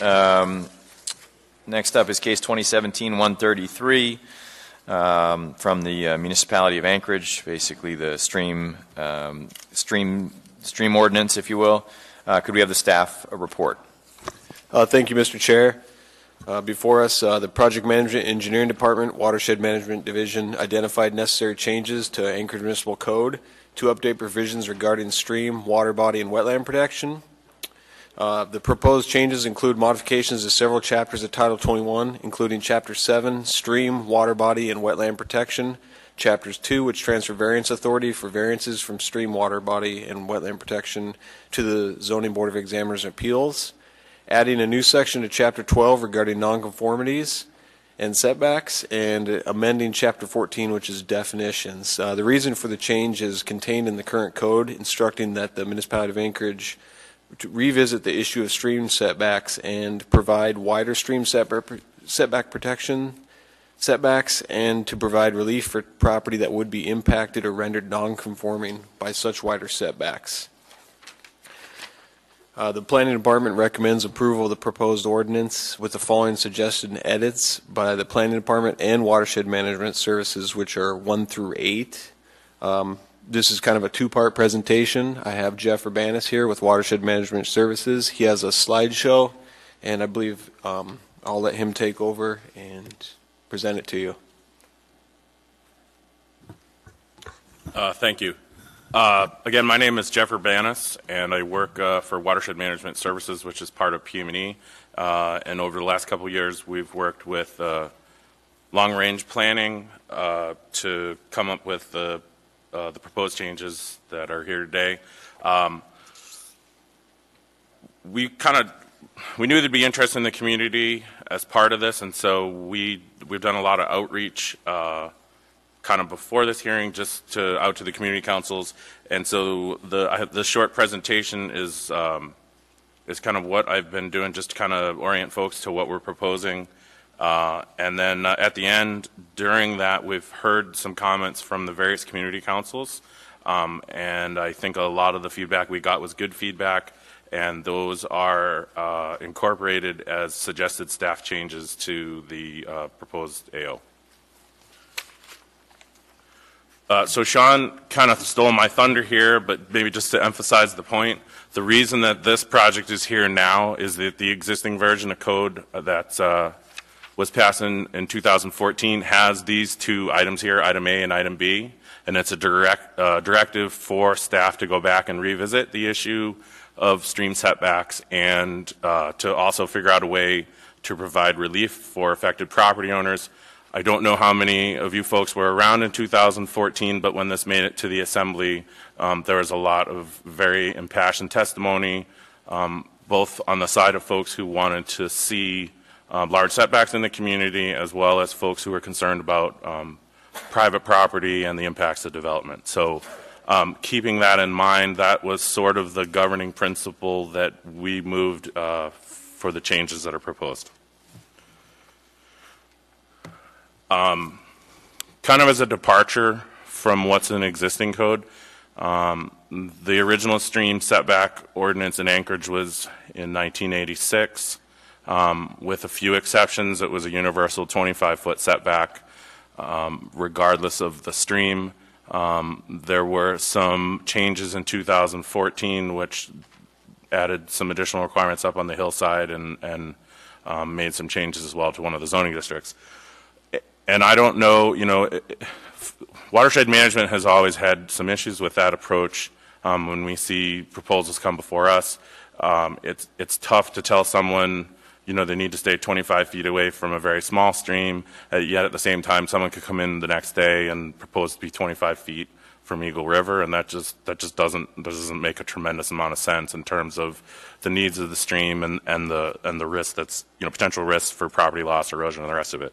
So for these changes, what we incorporated was a technical-based approach where larger streams should have larger setbacks, and as in addition to that, the characteristics of the stream itself should influence what the setbacks should be. So if you have a wide stream, wide meandering stream like Glacier Creek, that needs a larger setback than something that's like entrenched in an urban environment. It's kind of similar to that in terms of the benefit to the community. A large, intact, and when I say intact, naturally vegetated buffer. So a larger buffer in intact riparian habitat is a better benefit to the community than a large benefit on, say, something like an urban stream where you just have like a bunch of pavement and grass and roof and that kind of thing. Just quickly, why have these in general? Setbacks are beneficial to the community. They protect private property and public property from erosion and flooding. Floodplain storage is an important part of riparian setbacks, the idea being that when you have a flood, there's space along the stream to store the water during the flood event, so all of your water just doesn't end up, you know, in an intersection all at once and cause flooding and loss of roads and that kind of thing. There's benefits to water quality, and there is a benefit to property owners in terms of the aesthetic value of their property and a translation to property values themselves. And generally, you know, with what I kind of, maybe with the exception of what I said earlier, generally the larger the setback, the more opportunities there are for benefits, and the smaller you're kind of looking at more limited benefits. And you can think of that existing kind of along a continuum. If you look on the left, you know, you have a small setback, you're talking about, you know, just maybe stable banks, not having erosion. And then, you know, if we're talking about very large setbacks, maybe not the subject of this AO, but, you know, something that might function as wildlife corridors for migration and that kind of thing. And where we're sort of looking here is, you know, somewhere in the middle where we're looking at, you know, protection from erosion, water quality protection, floodplain storage, some of the things that I mentioned earlier. One of the things that we did in moving forward was we didn't simply just double the size of the setback. The existing 25-foot setback is pretty much just a non-disturbance zone with not a lot of exceptions. So what we proposed was to add a second stream setback zone that would be dependent, the size of that second zone would be dependent on the size of the stream. And that second area you can see here is, you know, we've proposed to call it the riparian edge zone. That would be more, still primarily for stream setback, but would allow some transitional uses from the upland portions of the property, you know, allowances for things like lawns and outbuildings, gardens, those sorts of things. And I'm going to try, let's see. So the inner zone, the stream side zone would stay the same. It's essentially a non-disturbance zone. There are some exceptions for trails and roads and utility crossings. The old ordinance was kind of frustrating for staff in that there just wasn't, it was kind of quiet on a lot of things. So we've had problems over the years with, you know, what is a variance required for something like a stream gauge monitor or like a fish viewing platform and those sorts of things. So we wrote into this some exceptions for things like that are just, you know, reasonable uses. To think of it conceptually, the stream side zone is essentially more or less the same setback that exists today. Like I said, we're proposing the increase in setback to be comprised of the second zone, the riparian edge zone. It starts at the edge of the stream side zone, and depending on the size of the stream, it's an additional 25 or 75 feet. And you'll see if you refer to the it's page 33 of your packet, there's a table there that lists all of the streams and then the setback that's proposed for them. And like I said, there are some allowances for decks, accessory structures, and some allowances for lawn as well. Kind of what stays the same, I think this is one of the questions that comes up first, and this is worth stressing, all of the existing uses become grandfathered upon passage of this. You know, we sort of have a 30-year history of dealing with this. When the original stream setback came in '86, certainly along Chester Creek and some of the other places, I mean, there were fences and lawns and greenhouses and everything just a couple feet away. So that would be treated the same way. One of the things that we're proposing is that the smallest streams in our community would stay at a 25-foot setback. And what we've proposed is that's consistent from, you know, Connect down to Portage. One of the things that we looked at in terms of some of the larger streams, and maybe just a good example would be Fish Creek. We proposed that Fish Creek would stay at 25 feet, and that would be the idea that if you were to increase the size of the stream setback on Fish Creek, I think you're gonna end up with a lot of development challenges with perhaps not a great benefit in terms of riparian functions and stream setback benefits. One of the other things is that any lot that's less than 10,000 square feet would stay at 25 feet as well. So I mentioned that one of the things that we did was we started in November and went to the Federation of Community Council. We've been to Girdwood, we've been on the hillside, we've been up at Chugach Eagle River, we've presented to the Housing Committee at Live, Work, Play, Anchorage Home Builders Association. We've been around, and what you see here on these next two slides are the suggestions that we have based on that input, and you'll see those in your packet as part of staff comments, I think on page, is it like 4 or something? I think it's like right around page 4. So one of the first one there is one of the things that this ordinance lays out is the criteria for approval for altering a stream. And one of the clarifications that we're proposing to add, suggesting to add, would be that whatever you're going to do on your property can't extend the setback impact onto adjacent properties without permission from that landowner. So that's just a clarification.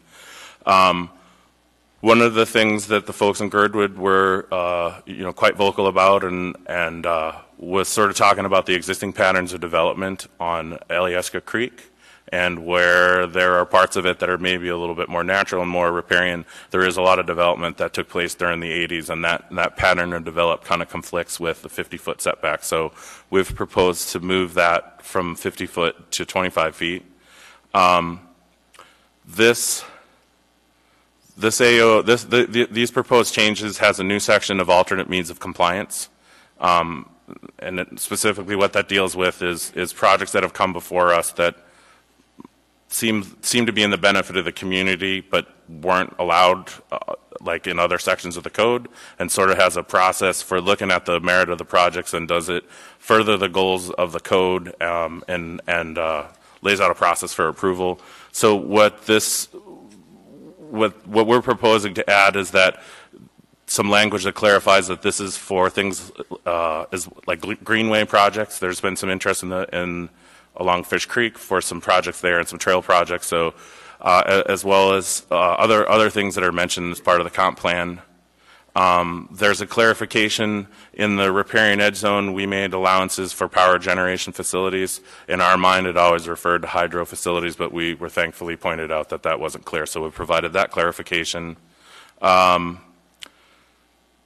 then there was a concern that was brought up that the allowances, like a savvy person could sort of stack their allowances inappropriately. So you could have your, you'd start with your lawn over here, and then you'd put your deck over here, and then you'd put your greenhouse over here, and then a savvy person could end up using that whole zone.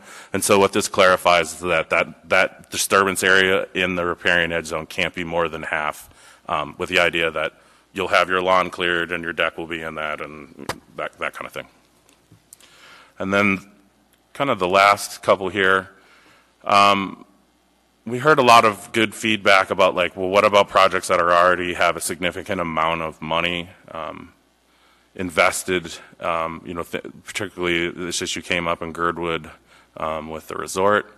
And so we've clarified that for the purposes of this chapter, legally established means constructed, permitted, or approved, has an approved conditional use or master plan.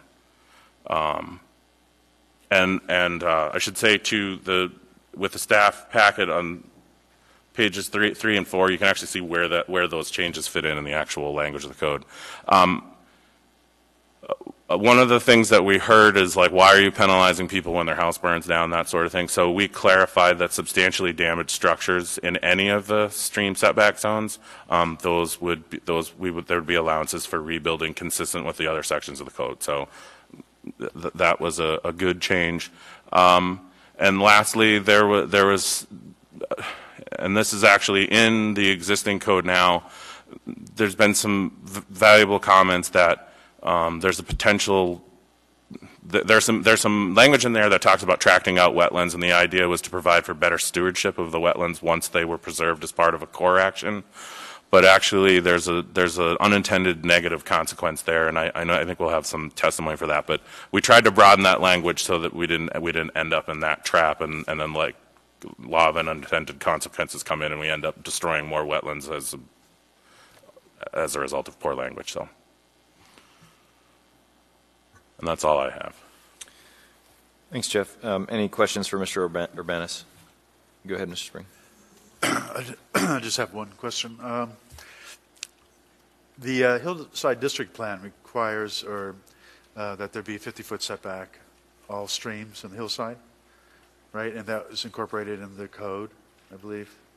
Is there any contradiction with that in this ordinance? Are there any streams in the hillside that are included in the 25-foot setback? Mr. Spring, through the chair. Yes, actually, and I'm sure you're going to hear a lot of testimony about that. What we have proposed is that all streams, regardless of where they are in Anchorage, would have these small streams would have a 25-foot setback. If you look to some of the streams on the hillside, and you think about some of the areas around, like Golden View, 162nd, 164th, there's some tributaries of Little Campbell Creek along Birch Road, up near Cobra. We're talking about streams that might run more than half their length. I mean, they might start in a natural area, they run for a while in a road ditch, and then they maybe go back in a natural area. There's other areas where they're just lawn all the way up to them. Sticking with a technical-based approach, we didn't think that there was a really logical argument for watershed management to make, at least for having those be 50 feet. Since the ordinance, the changes in 2014, we've seen a little bit of an uptick, in the request for variances, and I think that what we tried to honor the streams, the provisions of the existing code and the Hillside District Plan. So all of the major streams are proposed to be at 50 feet, and so it's some of the smaller streams that have moved to 25. And with some of those streams, looking at a map, and I can pull that up if we need to. One of the things that was also happened with the Hillside District Plan is that you'd have, like, Rabbit Creek be 25 feet, then 50 feet, then 25 feet, then 50 feet, then 25 feet, then 55 feet, as it kind of went in and out of the Hillside District Plan boundary. So Little Campbell Creek, Little Survival Creek, Little Rabbit Creek, Craig Creek, those are all now 50 feet for their whole entire length. I don't know if that answered your question. That's a good answer. One just follow up. Also, intermittent streams and ephemeral streams, are they aren't included in this updated ordinance, but they are addressed in the Hillside District Plan? No, they're actually part of this ordinance. If you go to the, I mentioned the page for the, if you refer to page 33, the last line of the table says ephemeral channels would have a setback of 10 feet. Page 33 of the ordinance? Of your P&Z packet. Through the chair, Mr. Mr. Spring, that's AO, it's page 12 of 23, if you're looking at the top right, in case your numbers aren't matching. I got it. Is that the same as intermittent streams? Or is there a difference? There's a little bit of a difference. So the answer is yes and no. Streams can either be intermittent in space or intermittent in time. So something like some of the Craig Creek tributary, for some of its length, Craig Creek will disappear. Edmonds Creek will disappear, and you can hear it if you put your ear to the ground. Those would just be normal based on the rest of this table. But you're right. Ephemeral channels are sort of intermittent in time. So these were things like if we were in the Southwest, we might think of them as like arroyos. So they have natural stream flow, but just not at all times of the year. As you get up higher up, like Canyon Road and that kind of thing, coming off the back of Flat Top, there are a bunch of, they're all over town, but there's a bunch of good examples of ephemeral channels there, where like between May and July, they may just be flowing Huckley Buck, but not during the rest of the year. Thanks for your explanation. But so does the Hillside District Plan address both the ephemeral and intermittent? I'm not sure of that. If I understand the question correctly, does the Hillside District Plan specifically call out ephemeral channels? And intermittent separately.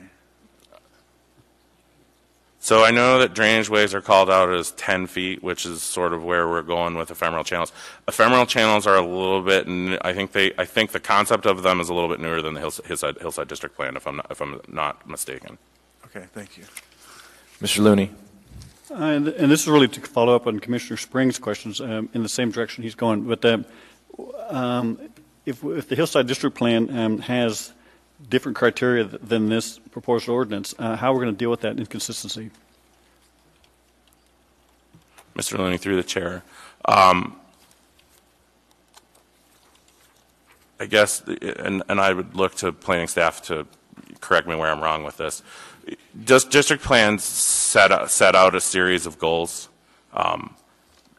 and those are reflected as appropriate in the regulations and the actual code.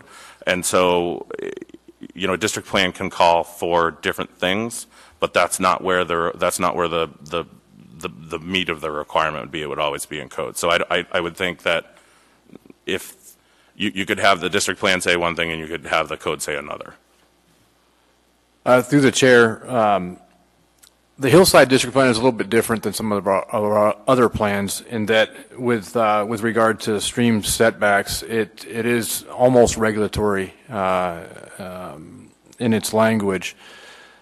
If this ordinance was to be adopted by the Assembly, it may require that we go back and revisit the Hillside District Plan and make amendments as necessary. I'm reading through it right now, and it does say there shall be a 50-foot setback. So to me, in reading it, that's pretty regulatory. So we may have to look into this and determine whether or not an amendment to the Hillside District Plan is necessary as a result of this ordinance. Yeah, thank you. One other thing to note, I guess, I did see the watershed management has a map gallery that shows, I think, the proposed changes and setbacks and the different creeks in the Anchorage Bowl. I guess in the whole all of Anchorage, and it very clearly shows what streams where there's a proposed change to, kind of thing. And you're right, so quite a bit of the change is up in the hillside area, and like you mentioned, like this table shows, like Fish Creek is a good example where things are not changing, but it's a very good tool to see what impacts are going to be for this. Mr. Looney, if I could add through the chair, one of the things, if you click on the actual streams on that map, one of the tools that's there that's kind of a little bit of a buried function is you can actually click to Google Street View, and you can actually see what the stream looks like there. And particularly when we talk about some of the streams that are flowing in road ditches, you can really see kind of how we end up in a weird place with having and that's worth pointing out too. I mean, one of the deficiencies of the existing code is that the setback is like hard at 25 feet, and it's really, as like a practical matter, it's really hard to like build a building 25 feet, 1 foot, 1 inch away from the stream, just because drainage, construction, fire safety, all the rest of it. So unintentionally, the old ordinance ends up, creeping into like, your building's going to be 30 feet away or 35 feet away. So the way that the code is written now, those streams on the hillside actually end up being 50 plus as their setback, and that's I don't in terms of taking a consistent technical approach, I don't know that there's a like a watershed based argument for those streams having such a large setback. Ms. Bailey. In looking at your reasons for why you're making the proposed changes, there's 2 of your slides where one you say to provide wider stream protection setbacks, and then also to maximize beneficial stream functions, and that there's a greater benefit for increasing the size of the buffer around large streams in undeveloped areas. I'm having a hard time seeing how that's consistent with some of the narrowing of the setback requirements in the Hillside District Plan. Is there a way that we can keep Hillside District Plans, large setbacks, and still have it be consistent with the new proposed changes you're amending? Or recommending, not amending? Ms. Bailey, through the chair, maybe I'll tackle the first part of your question first. If you look at the hillside, and maybe Mr. Looney mentioned the map, and you can pull it up with an aerial imagery there, and you can look, and there are some exceptions. The Legacy Point property that's been kind of contentious in that area is a large undeveloped tract with some small streams. But if you look, the bulk of the streams on the hillside that would be proposed to go to 25 feet rather than 50, those are in areas that have already been developed for the most part, and we're looking at infill. So the reality is we've had a requirement of 50 feet for the last 3-4 years or so.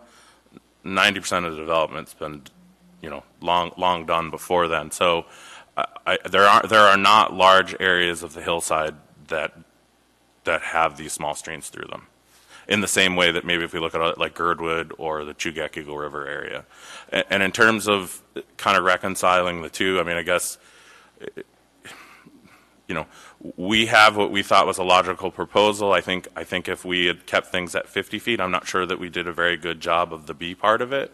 I suppose you're going to hear some testimony today that doesn't agree with that, and you guys are a decision-making body, and I mean, I guess that's sort of why we have this process. And I don't mean to just kick that down the road, but I would offer this. We were kind of in a darned if you do, darned if you don't scenario.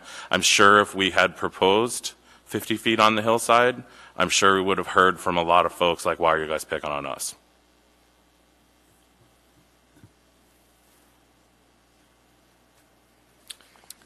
Christy?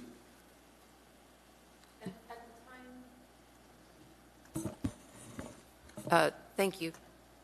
Through the chair. At the time the Hillside District Plan was created, we advised them to take the 50-foot setback, and it was the only thing we had to offer them at the time because we had not had the time to work through the technical aspects of the current proposal. We would not have wanted to assume that they did not want to be brought along on this new ordinance, and we leave that to this body to decide whether or not it's appropriate. Thank you. Just a comment, first of all. If you go a certain direction, if we go a certain direction with hillside streams, I would just offer that you could include in the assembly ordinance whatever amendments that you need to reconcile, at least clarify what is guiding at the moment, so you don't have this kind of the plan says one thing and the ordinance says another. So that's just a recommendation. On the other, where the stream setbacks are increasing, I mean, you mentioned the online tool, but have you done sort of the GIS analysis that looks at it lot by lot? Can you give us an order of magnitude? How many lots are non-conforming under the current proposed ordinance that were not under existing? What are we looking at here? Have those individuals been noticed if they own property that there's now impacted by an ordinance? It strikes me that with the GIS tool, you could flag a lot and somehow, reach out to those people. Could you just address kind of numbers and notice related to those property owners? Thank you, Mr. Robertson. One of the things, and this is we started down that path very early on in this process, and there's kind of like a nuanced thing when it comes to setbacks, and that's that they're from the edge of the stream versus the center line of the stream, and it's actually a little bit more difficult. Like I'm better than your average bear at GIS. It's difficult to quantify the impact correctly, because even like on something like Campbell Creek, you could be 10 feet wide in one section and 30 on another, and it's too variable in space, and there's just I mean, you can make some generalizations on a particular stretch of stream, but to come up with a number, particularly when like a foot makes a difference, and you're not the data there's not a really, I mean, it's just an exorbitant effort to map essentially the edge of all the streams. So that kind of prevents that analysis from being done at a really technical level. But I can say one of the things that we looked at, I mean, a lot of these streams are easy, like Glacier Creek, 100 feet, yeah, that's easy. There's already a PUE, that's not hard. One of the things that we look to do, and if you look particularly on something like Chester Creek, those areas are kind of non-conforming and have been for over 30 years. What ails those streams is not going to be protected by an increase in the setback. It's going to be redevelopment that takes place in the next 20 or 30 years, or large projects that are specifically looked at renewing sections of the creek. So I guess I would say within the urban area of town, we don't really see that there's going to be the level of impacted property owners as you might think. As you get out into the Chugach Eagle River area and Girdwood, you have larger lots that are impacted. Keeping in mind in Girdwood, the primary impacted landowner is Heritage Land Bank, and we've discussed this with them, and they have no objections. Okay, thank you. Christy, are you back in the queue? That was from before. Okay, at this point, I'd like to open the public hearing. So when you, at least I'm assuming that some of you are here for the public hearing. So come on down, and if those of you, you can kind of queue up so we're not all waiting in the back. Please state your name and help us with the spelling for the record. If you're with a group, we'll remind you, you get 5 minutes. Personally, 3 minutes. When you see the light in the middle go off, that means you have 1 minute remaining. And I'm gonna cut people off just so that I'm fair to everybody here. There is an opportunity at times for questions afterwards. So come on down and testify. Hi, Nancy. Hello, I'm Nancy Pease. I'm a lifelong resident of the Hillside and a land use planner. I have three general points to start. The process thus far has been one of disregard for public comments. There were detailed technical submittals, and watershed management has not given an issues-based response. Planning staff gave pretty much a rubber stamp endorsement. Watershed management's comments say, we do not believe there is a technical argument for 50-foot buffers, and I think that you and the public deserve point-by-point examination of the well-researched submittals. Second, there's a reliance on the new Kenai Peninsula Borough setback, and that's a gamble. It is a new, unproven ordinance, and the Kenai Peninsula Borough is decades behind Anchorage in land planning and zoning. In fact, there's no zoning down there at all. You can build a shooting range, a cemetery, a racetrack, pretty much anywhere. So the borough is not a model for cutting edge or even standard environmental protection, and that ordinance is untried. And third, there is a simple and tidy reason, I would say maybe even an obligation, that planning and zoning could use to exclude the Hillside District Plan from this code switch. As you saw up there on the big screen, the instructions for this rewrite were to provide wider stream setbacks, and within those widened areas to provide nuanced regulation. This rewrite literally goes off script and out of bounds because it lessens and loosens the hillside stream setbacks. So I'd like to go on to specifics and ask you to mark the new loophole on item 6 of the revisions, and that is the word constructed. That new definition creates a glaring amnesty provision for illegally constructed encroachments. Finally, a couple of points from my submitted comments. The current 50-foot setback on the hillside has not impeded development since its adoption in 2012. There have been only 3 variances in 5 years. If it ain't broke, don't fix it. Second, the hillside watersheds are steeper and wetter. You're probably aware of the orographic effect. A rainstorm will produce more than 2.5 times as much rain in the upper reaches of the hillside than in the lower bowl. And steep slopes up there, up to 60%, produce high energy runoff. Small streams may need wide setbacks or 50-foot setbacks. Of particular concern also is the network of unnamed streams. That's naming is arbitrary. It's not tied to stream vulnerability. There's a network of unnamed streams at the south end of Potter Marsh. You can see they cause outsized erosion. As Mr. Urbana said, watershed protection is most effective when applied to undeveloped land, and the hillside has a lot of remaining undeveloped land. Potter Creek was at 67% vacant in 2008. Little survival in Nancy, I'm going to cut you off. I do have a question for you, though, from Ms. Bailey. If the ordinance was amended in a way in which all streams within the hillside area had a minimum setback of 50 feet, would you be opposed to other items within the ordinance? Yes, I don't think that the lawns, gardens, and especially the golf courses and recreation playing fields should be within the riparian zone. Those are compacted lands, introduce fertilizers, pesticides, invasive species, and a lot of foot traffic. And so those uses don't need to go up to within 25 feet. And so looking forward, just because I think Hillside was one of the areas where there are many public comments featured against this ordinance, in an ideal world for the hillside, you would be hoping that they are completely excluded from this ordinance? They currently are. Yeah. They currently are, the Hillside District Plan in code now has 50-foot stream setbacks everywhere, on all streams. Thank you. Just real quick, Nancy, you said on that number 6, your comment about the was it that it just says constructed? That was your issue. Just it says legally established means constructed, right? And you would add legally constructed. Legally constructed at the time, yeah, at the time it was constructed, okay. Correct. Okay. Along that line. Yeah, you got it. But this number 6 is for the continuation of non-conforming structures. Yeah, but her point is you could just run out and build something and then it's constructed.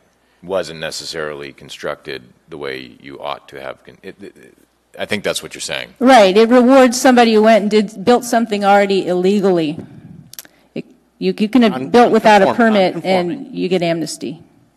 I think that's the purpose and intent of this, is not to, is to grandfather it in. Well, right. It's to allow legally non-conforming and non-conforming because you just went out last night and built something. But it only through the chair, Mr. Strike. So the term non-conforming assumes legally non-conforming. So if you establish it as non-conforming, the municipality deems that legal. So I mean, if you want to add the language legally constructed, that's fine. But for the purposes of non-conforming, the municipality assumes that it's legally non-conforming. Right. Thanks, Dave. I think legally constructed is a big difference. Okay. Yep. Thank you for your testimony. Thank you.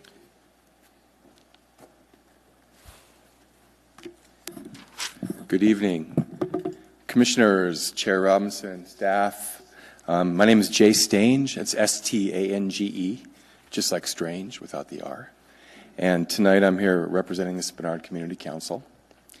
And I have had the opportunity in the past to speak of a couple of our new goals in our Community Council area with Commissioners Looney and Robinson and Spinelli. But for many of you, I haven't had the opportunity to present a couple of our new community goals, which I think are relevant to this language change. And so I'd like to just take a minute and make sure you understand one of our dreams in Spenard, which is to daylight Fish Creek initially from Cuddy Park all the way down to Cook Inlet.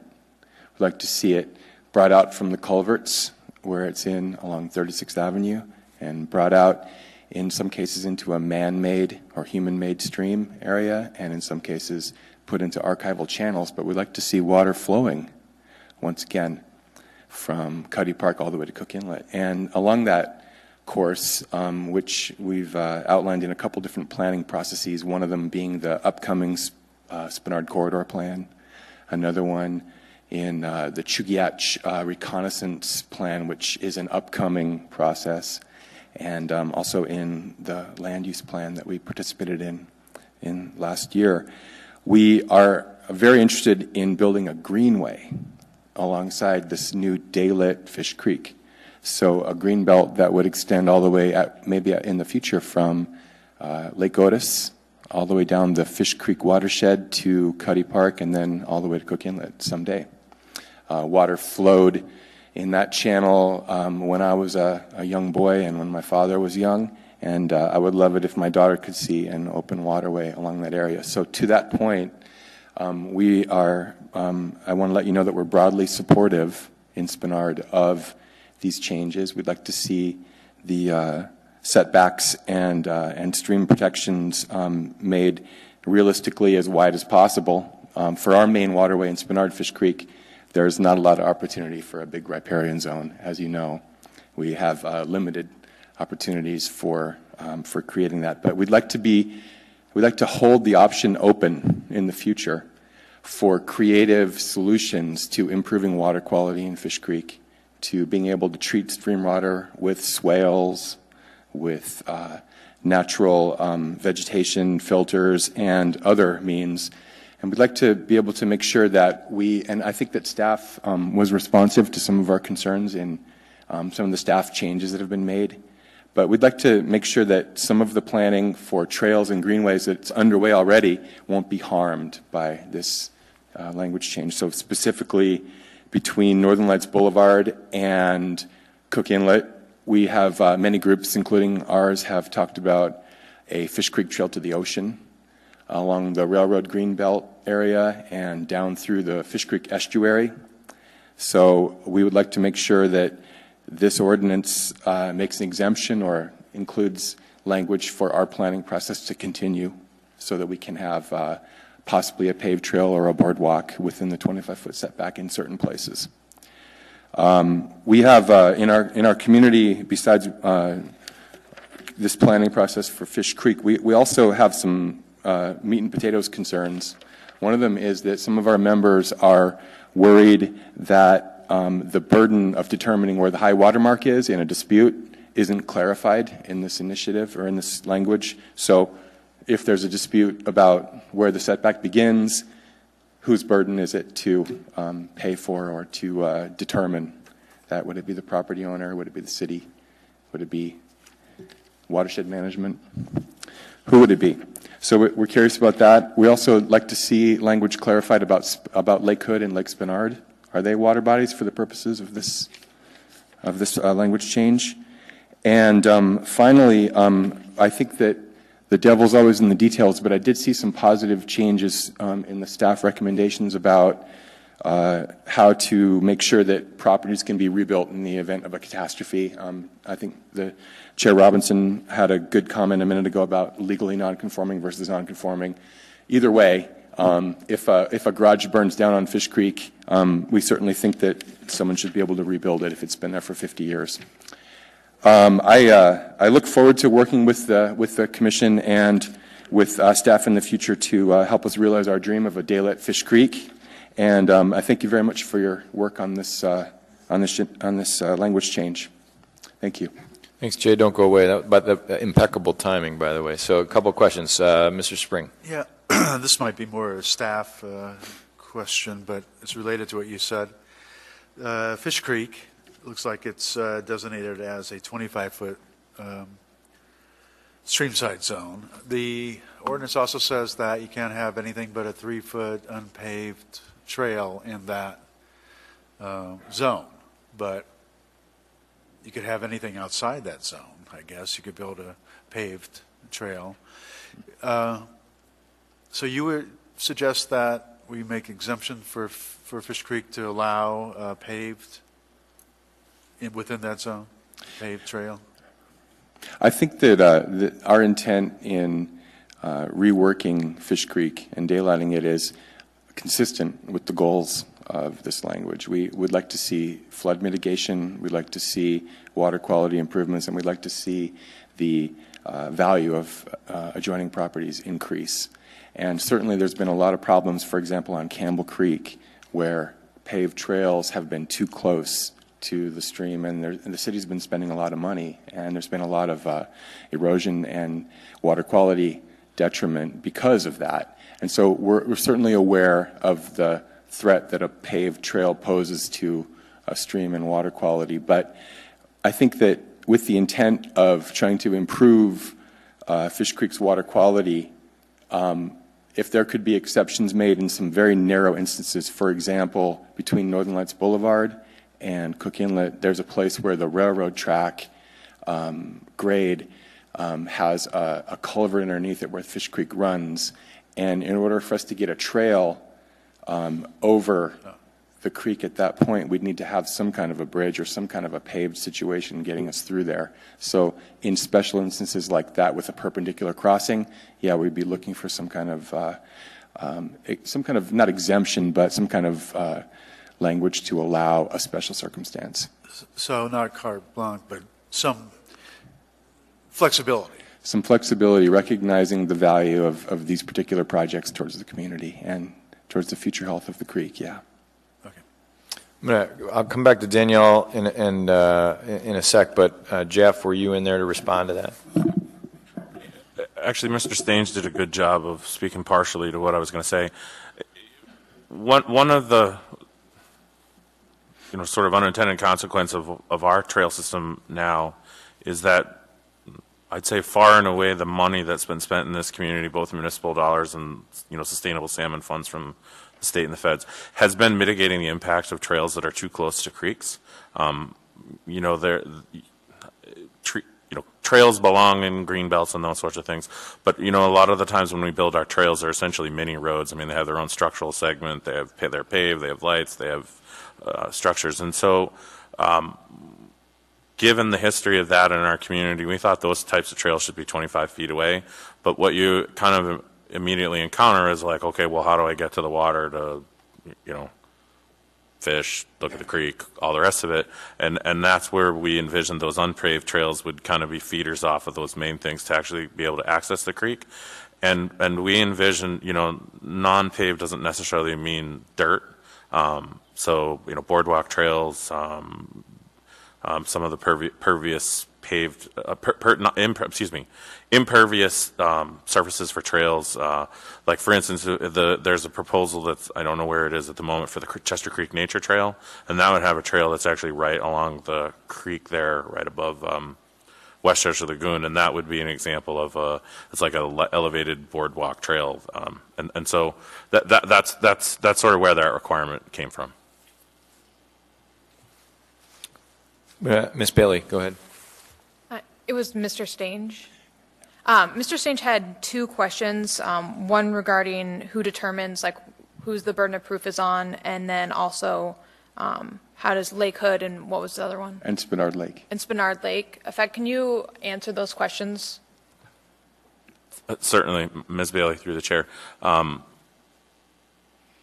Watershed so if there's a development project and someone wants to figure whether it's an individual building a house or like a larger project, watershed management goes out as just like not something we charge for. We'll go out and identify ordinary high water, whether it's to resolve a question or because the surveyor is going to follow up and use those marks that we've flagged as ordinary high water.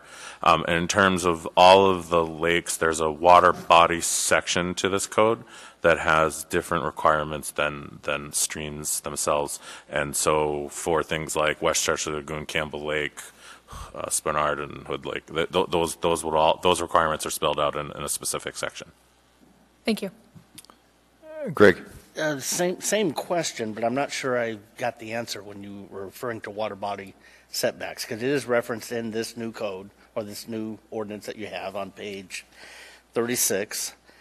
And while Lake Hood and Lake Spinard may be are they under the municipality or under the state, but the same question, because my concern then becomes what's allowable uses, and the one allowable use when you're talking about planes is fuel storage. So how does this impact some of those homes that have float planes on water body regarding the setbacks for that use? Is this a change? Mr. Strike, through the chair. Actually, the water body section is essentially verbatim of what's in the 2014 code.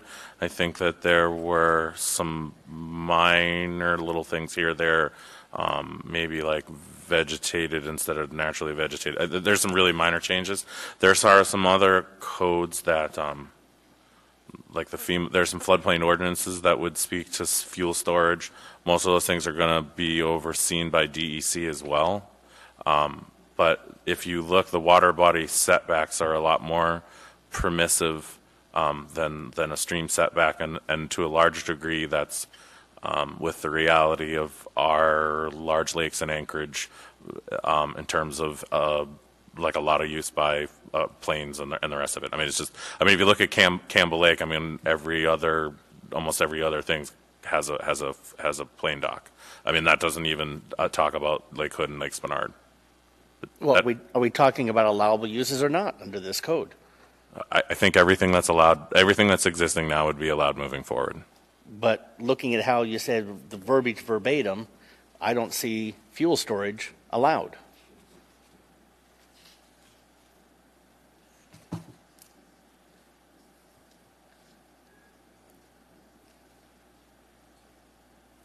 And the reason I say that, I used to live on Lake Hood right across the street, and from years ago to what we see today, there is a dramatic increase of airplanes now increasing their use for fuel storage. 25-foot hose is significant. I just want to make sure we're not seeing an unintended consequence or what this ordinance is purporting to provide here. Otherwise, I'm sure we'd see a full room full of people.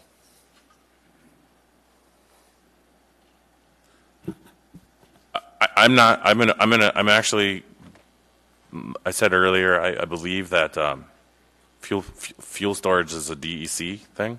I don't know that. Well, that's state. Correct, but we don't. So our floodplain ordinance says you cannot store fuels in. That's a different ordinance than this. That says you cannot store fuels in a floodplain.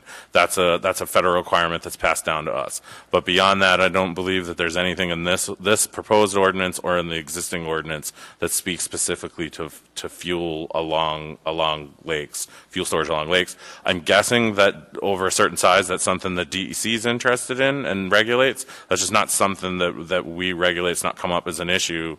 And again, I guess everything, this water body section is essentially identical to what's existing. So I appreciate, in terms of unintended consequences.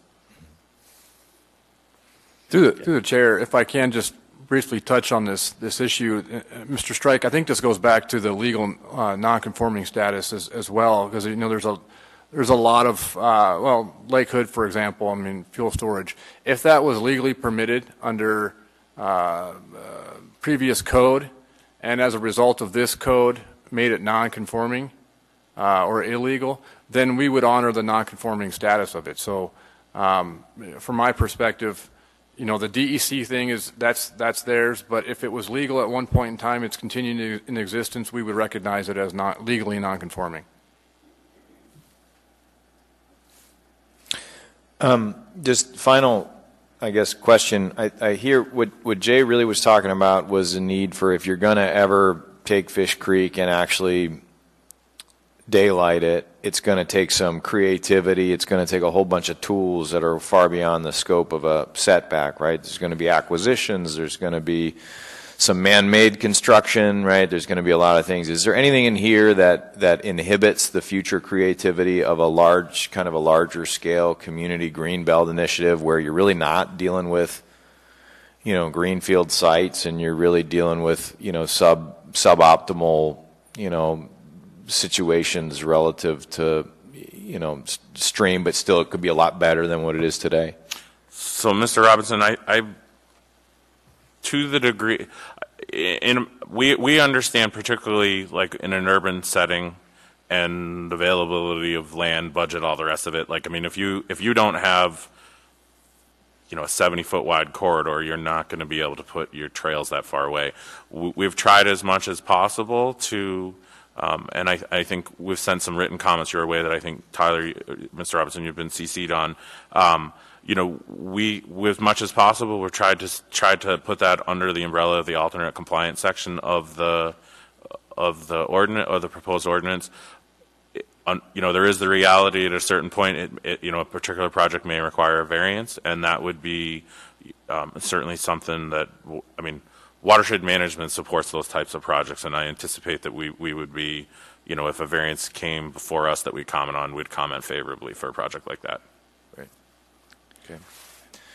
Thank you. Thanks, Jay. If I may, could I just tag on one quick question on that point? Thank you. With your permission.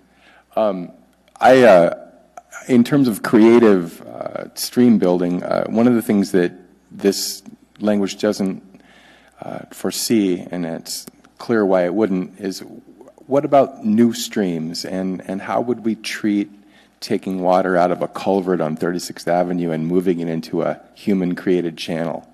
How would we look at it in terms of where the high water mark would be currently and where it would shift to, and is that process taken into account in this new language? So we have some, and they've been used for a while, and they've kind of withstood they've withstood kind of pressure on both sides to change them. We have some pretty specific definitions on what is a stream, and and knowing a little bit about the situation you're talking about, we actually still have that relic channel on Chugach Way listed as a stream, and the reality is the water for the most part now goes down 36 towards Minnesota, and so it's actually mapped as a stream both ways. So in this particular case, I don't really think a lot would change. What might change is, depending on the flow that you'd got it went in there, we would probably make an estimation of what a new ordinary high water mark would be, based on flow and kind of if there's any reconstruction in there. Thank you so much, everybody. Thanks, Jay. Brian, you guys still want to go? We're going to get to other parts of town too, but go ahead, Brian, real quick, and then Seth. Everyone wants to talk Spenard. Come on back. Actually, while we're on the same topic, Mr. Stange, and actually, every issue has two sides to it. In the same area, not to beat Fish Creek to death, but right in the Chugach Way, where one of the supplementary packet we were handed has a letter from the owners of the Cathy O Trailer Park. Of course, their point is, I guess, that this effort to take this pipe, the stream that was typically in the pipe in this area is relatively small, and to have this setback would impact the value of the property. Also note, too, I guess, that all of Fish Creek currently has a 25-foot setback, and that's not going to change with this ordinance. It's going to stay 25, but I guess the point is that some of the creek is barely visible, and this would put some teeth in it. So I guess really the point is yeah, how do you balance the two? We're going to get anywhere with that. But I definitely appreciate the vision to open up the creek, but there'll be a cost. And like we said earlier, to really do a meaningful green belt, you really need more than 50 feet too. It's, to get enough distance from your trail. And actually, I think the way the ordinance is written, you're allowed to have a 3-foot wide gravel trail in that stream setback. That's not going to go very far. Yeah, so it's a balance. Yeah, Mr. Looney, through the chair, to get this available space for our green belt, we're going to beg, borrow, and steal, and we're going to negotiate, and we're going to try and be creative as possible. Seth? Yeah, just to clarify maybe with the staff as well, there's on page 34 of the packet, there's actually a section that provides for compliance with setbacks by alternate means, and it specifies that watershed management is acceptable to these kind of proposals and willing to work for it. So I think that the mechanism's there for you to propose alternate methods. Thank you. Thanks. Thank you. Thanks.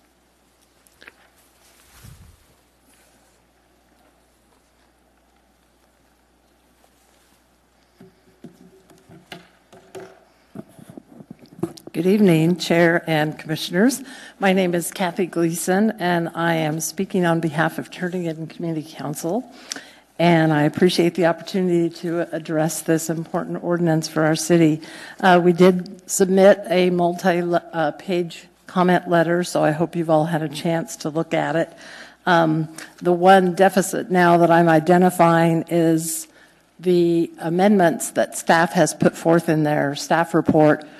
Our council has not had a chance to review those and discuss them. So it's kind of difficult to see how we would weigh in on that compared to what our original comments were. I'm going to go back to original comments first and just highlight a few of the items that we feel pretty strongly about that staff did not include in their amendments. One is to request an additional 10 feet of a riparian edge zone for the creeks that now have a 25-foot setback in table 12.07-1. But of course, we all know how developed it is on most of those streams in our urban area, especially Hood and Fish Creek. We see that only being mandatory in areas that aren't yet developed, and certainly within municipal park and open space areas. We'd like to see that additional requirement for those particular areas, what few are remaining, so that we do go back to that first goal of this code revision to create wider stream backs where we can. So I would ask that you consider that.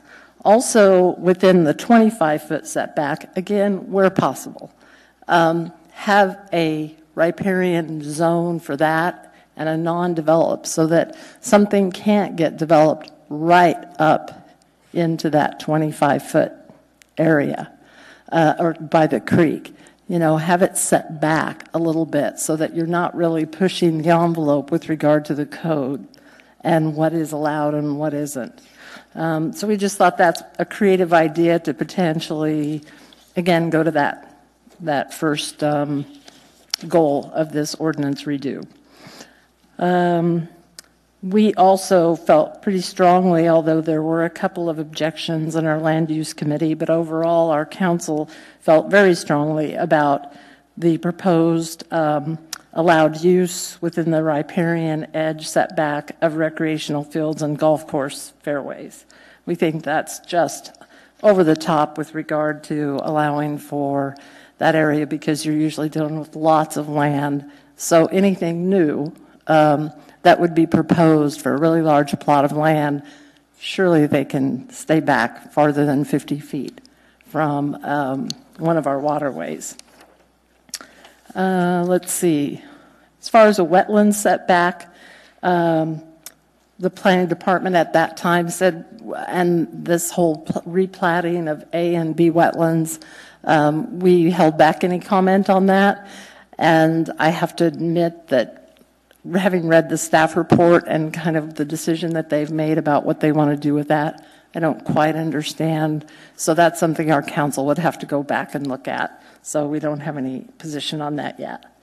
And we feel like maintenance of these setbacks where you're requiring property owners to replace vegetation or maintain vegetation in vegetated setback areas, we're not sure how well that's going to work. I think that the property owners are going to need lots of education because the municipality is going to rely on the property owners to maintain those areas, and they may not realize what their responsibilities are. So we'll leave that up to you.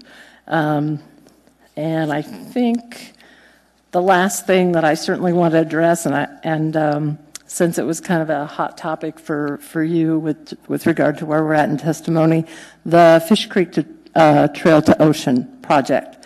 Turnagain Community Council members have been involved with, as Jay referred to, a group of people that are wanting to see that connection made between West Northern Lights up to the coastal trail. What Turnagain Community, and this area all is completely within the Turnagain Community Council boundaries. But unfortunately, we haven't really been as a council handled as a stakeholder in this yet. So we're really looking forward to getting up to that level. The Parks Department has 4 conceptual routes, but we haven't been given any detail on those yet. So we're a little hesitant about what we may support in those areas yet. Thank you, Kathy. Thank you. Any questions? Thank you for your testimony. Thank you very much.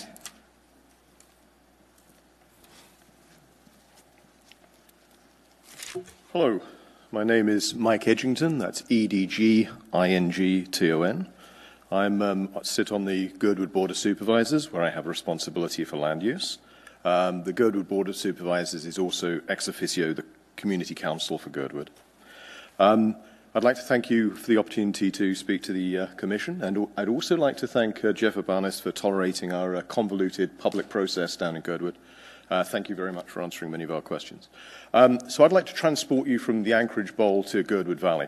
It's a very different physical geography from the Anchorage Bowl and even Eagle River. We're a small glaciated valley. It's very steep at the sides, very flat at the bottom. Many of the streams coming in, and we have a lot of streams coming in, go from mountain stream to floodplain in a very short distance, far less than a mile. There's also not very much private land, privately owned land in Girdwood. It's only about 6% of the land area is actually privately owned if we exclude the resort itself. Because of the high stream density and the sort of flatness at the bottom, the steepness at the top, we think some of the larger setbacks on some of the streams don't really make sense within the geography of Girdwood. In discussion, I think Alyeska Creek has been accepted as one location where the 25-foot setback is more appropriate than the 50. We'd also like to request that the same happens to Crow Creek and Virgin Creek. There are very few platted lots on Virgin Creek. They're probably not in the ideal place, but it's a fairly well-channeled mountain stream up there with very steep banks. And the same is true of Crow Creek in the upper part of the valley. So in many cases, you have very limited locations to do any development in this land, and there's a steep bank down to the stream. So a 50-foot or 25-foot sort of arbitrary distance doesn't really make sense in that geography. And I'm going to try and I want to stop when it's still green and keep my comments brief. So that's really all I wanted to say. Thank you. Thank you. But just to be clear, you are advocating for Crow and Virgin Creek to go back from 50 to 25 Correct. feet. Yes, to maintain 25 and feet. Have you had these conversations with Jeff? We have. So the response, Jeff, there?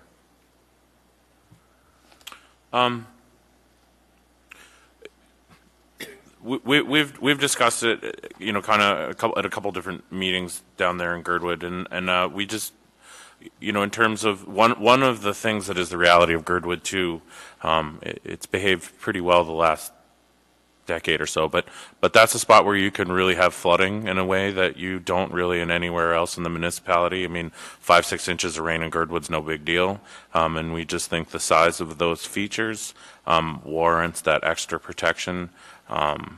There are not a lot of platted lots on Virgin Creek now, and at risk of going down a rabbit hole, there is a lot of HLB land there. 30 years or so passed between our last major between the 86 ordinance and now, that's about a 30-year period. So I think, looking at development in the Girdwood Valley over 30 years, we just don't think that 50 feet away from Virgin Creek, particularly, that those are all large lots now. We just don't think that that's. We just think that's an appropriate setback. Mr. Green. Okay, Mr. Looney, go ahead. Just a quick note, actually, from what I saw, also like in Eagle River and Eklutna Creek, or Eklutna River, like Glacier Creek in Girdwood. In some places, like in Glacier Creek, I think it's currently 25, and it's going to go to 100-foot setback. Mostly based on what you just said, Mr. Urbanus, as far as based on the volatility of the fact that can turn into raging river certain times, I guess. Is that right? Mr. Looney, through the chair. Yeah, that's been one thing that's always been hard to reconcile with this code. We'll particularly with the old R10 zoning, I mean, we would be telling someone that they had to stay 100 feet away from a tiny stream somewhere on a slope, and they didn't even have any by right uses for culverts or any of that kind of thing. But then we'd let someone get within 25 feet of Glacier Creek, and Glacier Creek can move 25 feet in a night, no problem. One of the things that's also worth having in your heads when it comes to California Creek and Glacier Creek, I believe, has a 200-foot public use easement along a lot of the HLB tracks that happened with the conveyance from the state. California Creek has a 125-foot, if I'm not mistaken, and anything that is allowed in those PUEs would be allowed in the riparian edge zone. So far, I mean, we've kicked around a number of scenarios. I'm looking at the types of things that have been allowed to be constructed in the public use easement under the language that's associated with that. Can I just make one comment in response to that? As I said earlier, there's a very different sort of geography throughout the valley, and we completely agree. I mean, Glacier Creek and California Creek, where they're at the lower part of the valley, where they're very flat, they flood very dramatically. The two specific areas I commented on, Crow Creek, which is quite a long way up the valley, and one small section of Virgin Creek. And we're only really commenting, I think in our public comment, we actually asked for the sort of existing the existing parcels, not the HLB parcels. So it would be future development way in the future, just for the small sections which are currently privately owned. There, it's really a mountain stream. It's nothing like the floodplain area that you have for Glacier Creek or California Creek at the base of the valley. Okay. Seth, and then. Yeah. Question for Jeff. In the areas of Girdwood where you said it's primarily a flood hazard reduction would be the stream setback. Is there any overlay between like the FEMA flood maps and what's allowed and not allowed anyways? Mr. Anderson, through the chair. Yeah, there is. I mean, like I said earlier, it's the extremes are easy. It's the stuff in the middle that's difficult. One of the things that we use as a guiding thing in Girdwood, both Alyeska Creek and Virgin Creek have flood studies that were prepared by FEMA. And so that's why both of those were moved to like a 50-foot category. After kind of a lot of good discussion down in Girdwood, I think we've proposed to move Alyeska Creek to 25 feet, much in the same way of like the upper branches of Chester Creek. It's just there's a pattern of development that's just prohibitive for a larger setback. But I think one of the things that's worth keeping in mind too, I mean, there are other creeks in Girdwood, Tanaka Creek. I mean, I've seen Tanaka Creek over a timberline 2 feet deep with standing waves. I mean, the reality of Girdwood is even some very small creeks that we've not added to the 50-foot do pose a flooding risk. And, I've seen people, the section of Virgin Creek we're talking about, I know people have, I've seen people kayak in there. It's a pretty big piece of water, and we think a 50-foot setback's appropriate. You mentioned that it's just a small section of Virgin Creek with already platted land. Yes. Does it's a few some of hundred the yards. modifications or language in the ordinance include or cover already platted properties? I thought I read some things that covered already platted properties. Mr. Anderson, through the chair. I mean, that would just be a simple case of non-conforming. I mean, those lots, with maybe the exception of one, are developed, and there are. I don't think it was ever presumed that there'd be no impact on existing properties.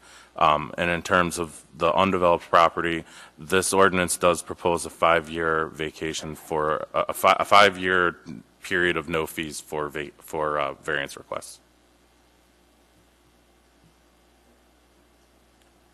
Thank you, Mike. Thank you.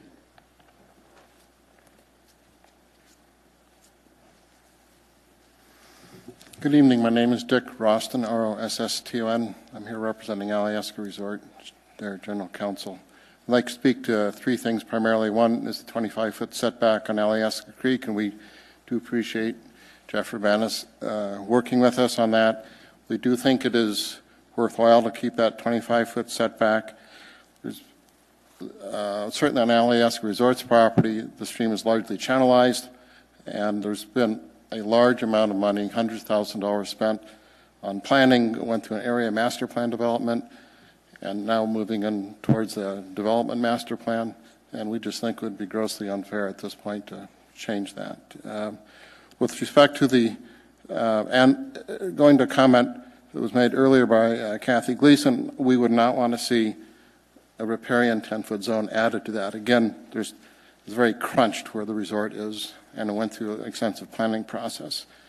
The second thing is the language that appears on page, in your packet, page 3, item 6, and also page 8, item 6. It's for the exceptions, the conforming or non-conforming things. We proposed some language, which is on page 56 of your packet, which we think does a little bit better job. Particularly, we have an area master plan, and then you have to go to a development master plan. I think we want to have it be clear that if you had gone through an area master plan, that what you had planned and a reliance on, say, a 25-foot setback would be okay. And you may not actually have built a structure yet, but you're going to have the concept of where you're going to put units approved. And those should be able to remain. There's the word uses is used in the uses and just general description to master plan on pages 3, item 6. And the last item I'd like to address is the wetlands language, potentially tracking out Class A and Class B wetlands. And I understand that's part of the current ordinance. And we think the attempt that has been made here moves it in the right direction to allow some greater flexibility. But we think there's some unintended consequences. I think Mr. Potter will speak to this a little bit later. We think it would be better to allow, if there's no development on wetlands permitted, and it was part of a larger tract, it would be better if it had to be separately platted to allow for density and landscape buffers and so on to consider what was in the wetlands area before it was separately platted. Those are my comments. Thank you. Just real quick, the comment on number 6 is that as it's read right now, where it says or part of an approved master plan, you don't believe that it's intended to protect you, that you just have a master plan. It's uses associated with that master plan that staff's right. Is that the distinction you were making? Well, it was brought to our attention, the planning department actually had raised this. Well, as an area master plan, is that the same as the development master plan? You know, they're asking for some clarity. So we think it should master plan regardless of whether it's an area master plan or development master plan. And then at the end of that, it says, shall be permitted to remain subject to the following, and then the following, if you go back to the words of the ordinance, which are on, I think it's, well, where it says subject to the following, it talks about, I mean, you think about uses and structures, but it talks about structures remaining. Well, in an area master plan, you don't necessarily have built the structure yet. So we think if you, again, have spent hundreds of thousands of dollars going through a planning process, that you should be permitted to proceed. Does that really only have to do with Alyeska Creek, or is there other water bodies that you're concerned about? Because have we not solved the issue if I it's got think for Alaska Resort, if you go with the 25-foot setback, it would, for as far as the resort is concerned. You're good with that then, right? We're good with that. I'm trying to, as a Gotcha. lawyer, I'm trying to say, okay, we want A and B, but if you don't do A, I've got to cover myself. Yeah, no, with B. but with the 25-foot, we've corrected that. Your point is otherwise, if you were locked in by a master plan, you'd want that to sort of show when the switch happened. I get that, irrespective of whether the development has occurred at that point. That's your as far as the resort is concerned. Others may have similar concerns, but yeah. Thank you. Thank you.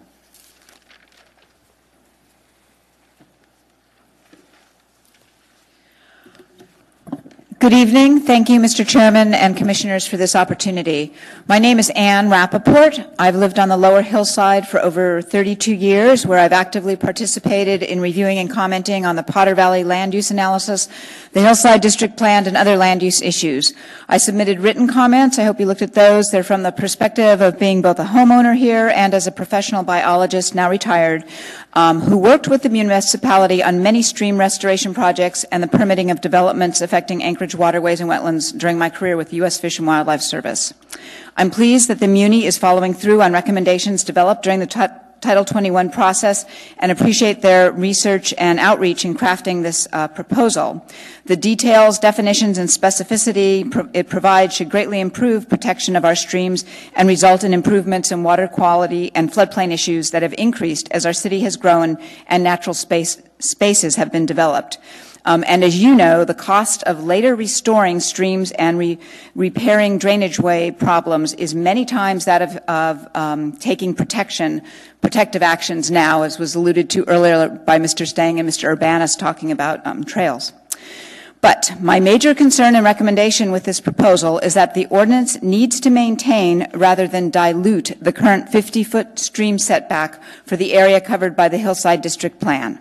The draft ordinance would reduce that to a 25-foot stream setback with more uses and activities than allowed in the new 25-foot riparian setback, and I believe this would compromise stream functions. The Hillside District Plan was developed over a multi-year period. It included a lot of public input. It was well researched and as far as the criteria for further development in the Hillside area.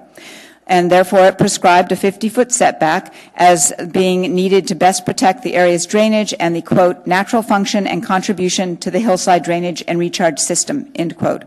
This requirement has been in place for over 7 years, and there have been only a few requests for variances, as was mentioned earlier. This 50-foot setback was subsequently adopted and codified in the Title 21 section that prescribes a 25-foot new development setback on muni streams outside the Hillside District area. We all know that the value of hillside streams to the quality of life, our environment, and even our economy is tremendous. These streams support salmon, the Alaska Coastal Wildlife Refuge, and state critical habitat. The larger lots, less developed areas, and slopes of the hillside area mean that these streams have generally retained more natural vegetation and less disturbed natural courses than elsewhere. Runoff from streams and permeable natural areas above Potter Marsh are what maintain that important wildlife, recreation, and wildlife viewing area, which is visited by over 100,000 people a year.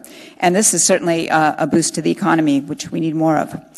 I also wanted to make sure that you paid attention to the well-documented comments of the Anchorage Waterways Council and of the Alaska Department of Fish and Game. These include documenting pollution problems and harm to fish habitats. And so they, with several Hillside Area Community Councils and HALO, all recommend that this ordinance do stick with the 50-foot stream setback for the Hillside District area. Thank you. Thank you, Ann, for your testimony. I don't see any questions. Thank you. Thank you. Mr. Chairman, I'm Louis Kralik. I own one of those 10 currently platted lots on Upper Virgin Creek with my wife Barbara, who's here. And while in general we support the increased protection for Virgin Creek, we request that the setbacks stay as they are, 25 feet for those 10 currently platted lots on the creek. 50-foot setbacks would have an undue burden on the Virgin Creek property owners as the creek runs through the middle of many of the lots. The creek at this point is narrow and deeply entrenched. It's full of boulders and deadfalls. It is definitely not navigable by kayak. It's barely navigable by hip boots. And between the street setbacks from the front of the lots, the modest lot sizes, steep slopes, and the proposed creek setbacks, it will be very difficult to develop many of the vacant lots. Currently, we personally have invested in and already have a building pad on our lot, a stone retaining wall, sewer line utility, and a driveway. These setback increases would result in hundreds of thousands of dollars in improvements lost to us. A 50-foot setback would render our lot undevelopable. The platted lots on Virgin Creek occupy a very, very small part of the creek length, probably only about 1 or 2%. The other 99 or so percent of the creek would have the proposed increased setbacks without burdening any of the individual property owners. Thank you. Thank you. Sir, could you spell your last name for us, please? Lewis, L-O-U-I-S, Kralik, K-R-A-L-I-C-K. My wife's name is Barbara Caraway. That's pretty straightforward. Okay, and thanks. Brian, go ahead. Quick question. What size lot are you dealing with as far as number of square footage or acres? It's over 10,000 square feet. Okay, that was. I know. My understanding is there's the stipulation that those smaller lots under 10,000 do have a special clause that you wouldn't have to follow, but you're above that though. Unfortunately, we're above that number. Okay. Jeff, how would we handle the specifically the improvements that have been made? Not a full structure, it sounds like, but significant progress towards one. I mean, so in terms of, if the pad's there, the pad's there. That becomes legally non-conforming. Any of the rock work, that kind of thing. I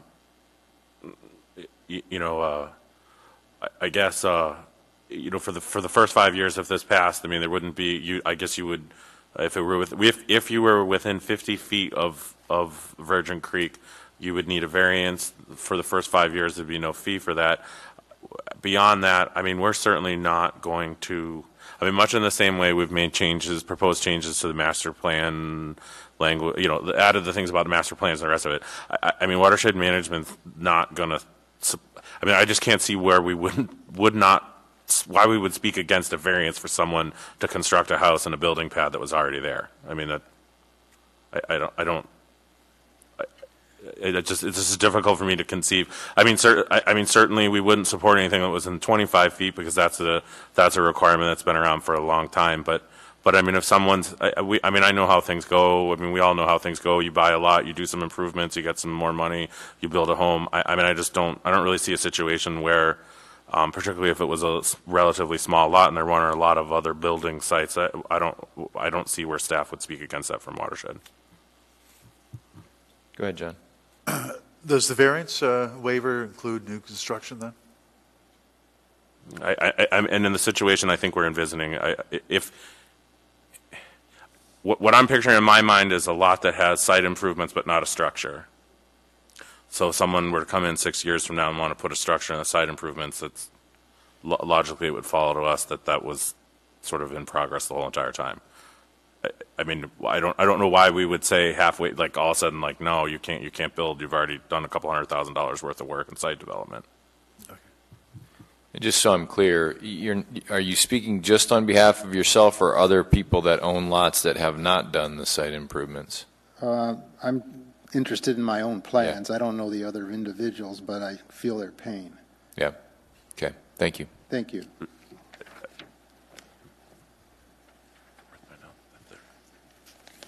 Stooped over a little bit, old age. For the record, my name is Tim Potter, and speaking on behalf of myself tonight, last name's P-O-T-T-E-R. First off, I'd really like to express appreciation to the staff, both Christy and Mr. Urbanus, for listening to the folks in Girdwood and others who came out and talked about the technicalities of Alyeska Creek, the status of Alyeska Creek, especially to the east and uphill from Arlberg, and that it really is an incised rock type of area. And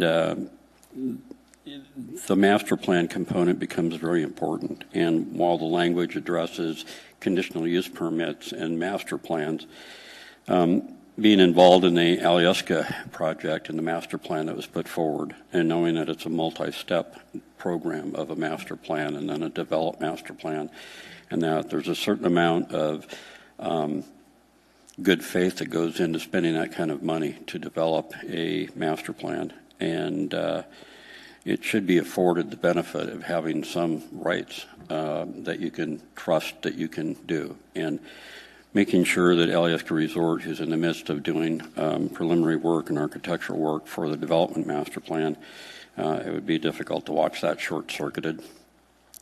Likewise, Eklutna Incorporated up in the Powder Reserve area has at least one planned community district master plan with proposed subdivisions that were there. There are no streets and or buildings constructed yet, but there is a master plan. So our interest would be to see the same approval status be with a master plan like Alyeska's and the planned community district master plan. And in fact, sitting here thinking about it tonight, a commercial tract fragment lot subdivision site plan or a site plan associated with a larger project should get the same benefit of that. Lastly, and something that I came prepared for and then found out that in 2014, I totally missed the fact that the city modified the code. It must have been the one out of 800 meetings that I missed that there was a requirement to split off or tract out any A or B wetlands. Back in the early 80s, when the Wetlands Management Plan went into force, there was a fund through the Heritage Land Bank to acquire reserve tract wetlands that were set aside. In fact, the code said any preservation wetlands had to be subdivided out. If I could just quickly finish, I'll wrap it up. And in doing that, the city ran out of money and stopped purchasing. And one of the problems was, what are we going to do to try and preserve some of the wetlands? And in that, it was recognized that the wetlands could be either protected by the city or they could be protected via the city and the private property owner, and that it was more fair to allow the property owner to get some value benefit, so that if you kept that wetland area as part of the overall project site and could use your calculations for gross density to include that, then it was a benefit and it wasn't purely a taking of someone's property. My hope is that with the storm water utility, that there'll be revenue that will be available to acquire those. So in reviewing and just a recommendation for tonight, the staff has made some modest adjustments to the wetlands portion of the language. I would support that tonight, but I would request that the Planning and Zoning Commission consider going back, forming a committee, which I'd be happy to serve on, to reevaluate the requirement to plat off anything that is an A or B wetland. There are significant considerations that I think have been missed, and it was not tested or vetted well back in 2014, which is the case with a number of ordinances that we did. Thank you. Thank you, Mr. Potter. Any questions for Mr. Potter? Are we really dealing with this here this evening, or you're just suggesting because the subject is broached, we ought to go back and deal with it? I think that, at least for myself, looking at the changes that were brought forward as part of this, and that language from 2014 was brought forward, I believe that language is broken. That is what is in the code right now. The staff is recommending some staff-related or generated comments that at least give you a modicum of flexibility to identify whether or not there's a usability or feasibility question at stake. That's better than what is in the code now, but I don't think that fully addresses the issues really at hand. As in many of the cases in 2014 and the years prior to that, codes were adjusted and they weren't adequately tested to actually confirm whether or not there were probable problems or not. And I think that there are a significant number of consequences associated with the tracting out of the land. I got you. Okay. I'm not sure how we handle that here this evening, but I appreciate the comment. as the commission was given out of the plan, saying these are the two things that you're supposed to focus on. I again believe that impacts to the private sector's property rights as a significant issue, and the result is being fair to the private property owner and doing the best for the public in a balanced form. Okay, thanks, Tim. Thanks.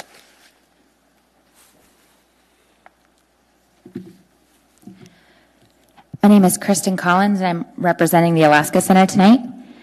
Thank you for hearing our testimony on this ordinance. The Alaska Center works across the state to protect the resources that sustain our families, cultures, and communities while ensuring that Alaskans have a voice in the decisions impacting our future.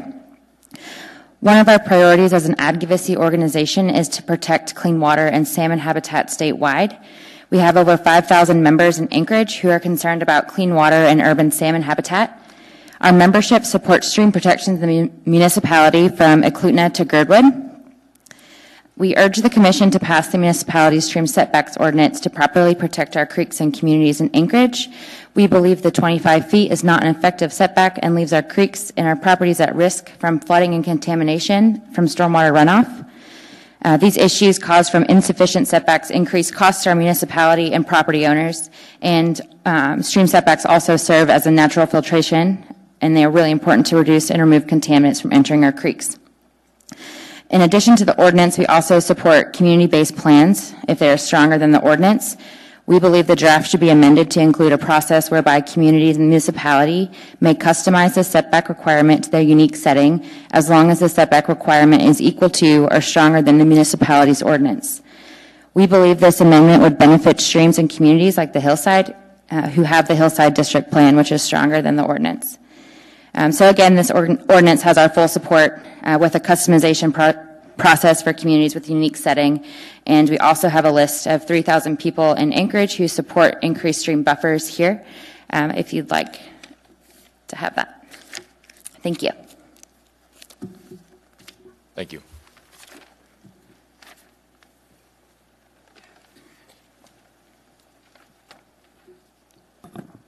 Good evening, members of the Anchorage Planning and Zoning Commission. Thank you for the opportunity tonight to comment on the proposed stream setback ordinance in front of you. My name is Eric Booton, B-O-O-T-O-N, and as an employee of Trout Unlimited's Alaska program, I would like to testify in support of the stream setback ordinance. Trout Unlimited is the nation's largest sportsman's organization dedicated to cold water fish habitat conservation, with more than 1,100 members and roughly 3,500 supporters in Alaska. Trout Unlimited members own and operate businesses, including both sport fishing businesses and commercial fishing operations that depend on Alaska's healthy and vibrant wild salmon and resident fish populations. Trout Unlimited has members and active volunteer chapters throughout the state and a large presence here in South Central Alaska, mostly in the Mat-Su and Anchorage. The municipality of Anchorage features numerous salmon streams that offer family-friendly fishing opportunities close to home and an early introduction to the salmon life cycle for children. During summers in Anchorage, life for many revolves around the salmon runs. Residents of all ages spend hours lining the banks of popular urban fisheries and playing in the creeks, observing feeding salmon fry and spawning adults. We find that the stream setback ordinance strikes an even balance between providing large and necessary setbacks to undeveloped areas and appropriate relief to property owners affected by the setback. We are supportive of linking the size of the setback to the size and unique properties of the stream and find it more effective than the current universal 25-foot buffer. Anchorage is a growing city, and this in mind, we are particularly pleased that the ordinance proposes a minimum 50-foot setback for major streams and a 50 to 100-foot setback along large and intact riparian corridors where future development is likely to occur. As an individual and an Anchorage homeowner who spends dozens of summer and fall afternoons fishing for salmon and trout within the city limits, I also would like to share my full support for the proposed stream setback. Thank you for your time. Thank you. Just a quick show of hands, who else is planning on testifying? Okay. Better get up here, Diane.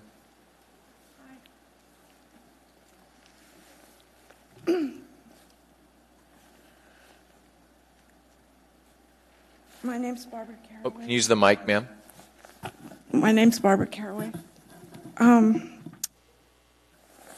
I support setbacks in areas of high population and traffic areas. In crafting sweeping changes, it's important to consider the people who live along those waterways. We own several of the lots on Virgin Creek, including the bridge that was built by the Redmonds decades ago. We've always tried to be good stewards of that stream. Although our lots are over 10,000 square feet, they are transected by the creek, which in effect causes two setbacks, one on either side, and you don't always have enough on either side to build with increased setbacks. So I know that I'm not the only one who owns land that hasn't been developed. Jackie Graham and her husband Ken own the lot next to ours, and there are the Mowers who had a lot that was just beyond ours on the other side of Timberline, and they were forced to abandon their building project because of setback issues.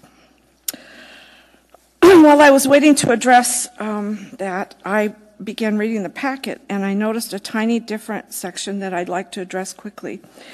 I'm not used to speaking before people, so I've had just enough time to get nervous.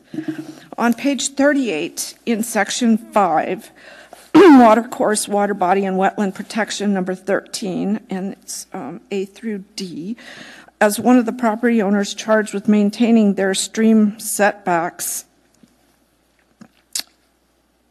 I'd like to address an issue regarding maintenance. It's described as the maintenance, modification, or removal of trees or shrubs from stream setbacks.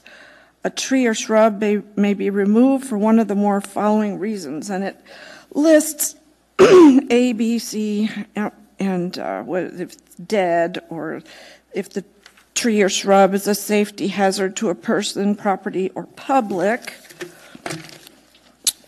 The tree or shrub is for the purpose of the removal is for the purpose of preventing the spread of disease to other trees, or as part of a coordinated invasive plant control project approved by the municipality.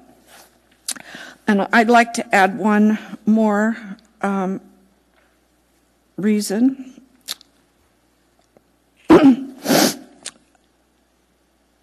If the natural form of the tree poses an imminent hazard to the stream bank itself, and by that I'm addressing mostly cottonwood trees, in areas that are subject to significant and frequent high winds, the canopy of tall young cottonwood trees that have taken hold at the edge or within a couple of feet of the bank can sway in the wind during sustained storms or high wind events, and they act as a lever.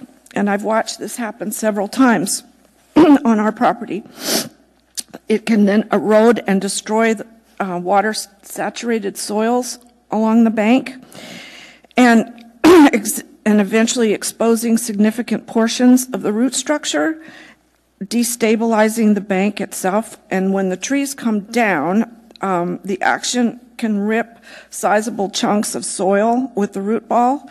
The bank then undergoes further erosion and sometimes changes the course of the stream when it happens again and again and again. I propose two changes to address the problem. One, add a modification to 13A to add protection of the stream bank itself as a reason for pruning, and allow for such pruning of the cottonwoods, which are deciduous trees capable of producing suckers, down to a height that does not create a lever. This type of pruning, called coppicing, is a well-established practice of rehabilitating older damaged trees to encourage new growth. It goes back hundreds of years in Europe and elsewhere.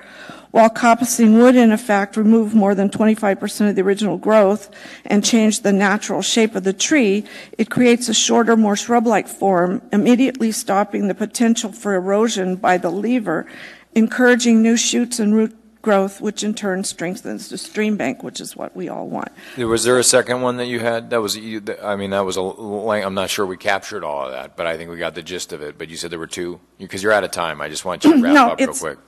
No, it was just two parts. It was two parts. Gotcha. Okay. Thank you for listening. Thank you very much. Danielle has a question for you. Don't go far. Don't go far. Okay. Go ahead, Danielle. It's actually a question for staff based on comments. The first is related to our second point with the tree. Would that already be covered by the ordinance, or if that's something we're looking to protect, would we need to have additional language? Ms. Bailey, through the chair, I think maybe as part of the answer to the question, it's worth pointing out, actually, the existing code really doesn't have anything about vegetation removal, so this is a little bit more, broadly speaks to the various things that can happen. We certainly have a lot of experience with exactly, and I'm sorry, I don't remember your name. It's okay, Barb. Barb, what she was speaking about. What often happens with the cottonwoods is when they fall over, there's some damage to the bank originally, but if you look what we have there on page 38 of your packet, item B there, that speaks a little bit to the issue of down trees, but it's been our experience that actually, and kind of along what she was talking about in terms of copsing, we actually direct people to leave that root wad there on the bank because it ends up protecting the bank from like flow afterwards, and it will regrow. So I don't know that we've gone so far as to say, like, if a tree's going to fall over and pull out a bank.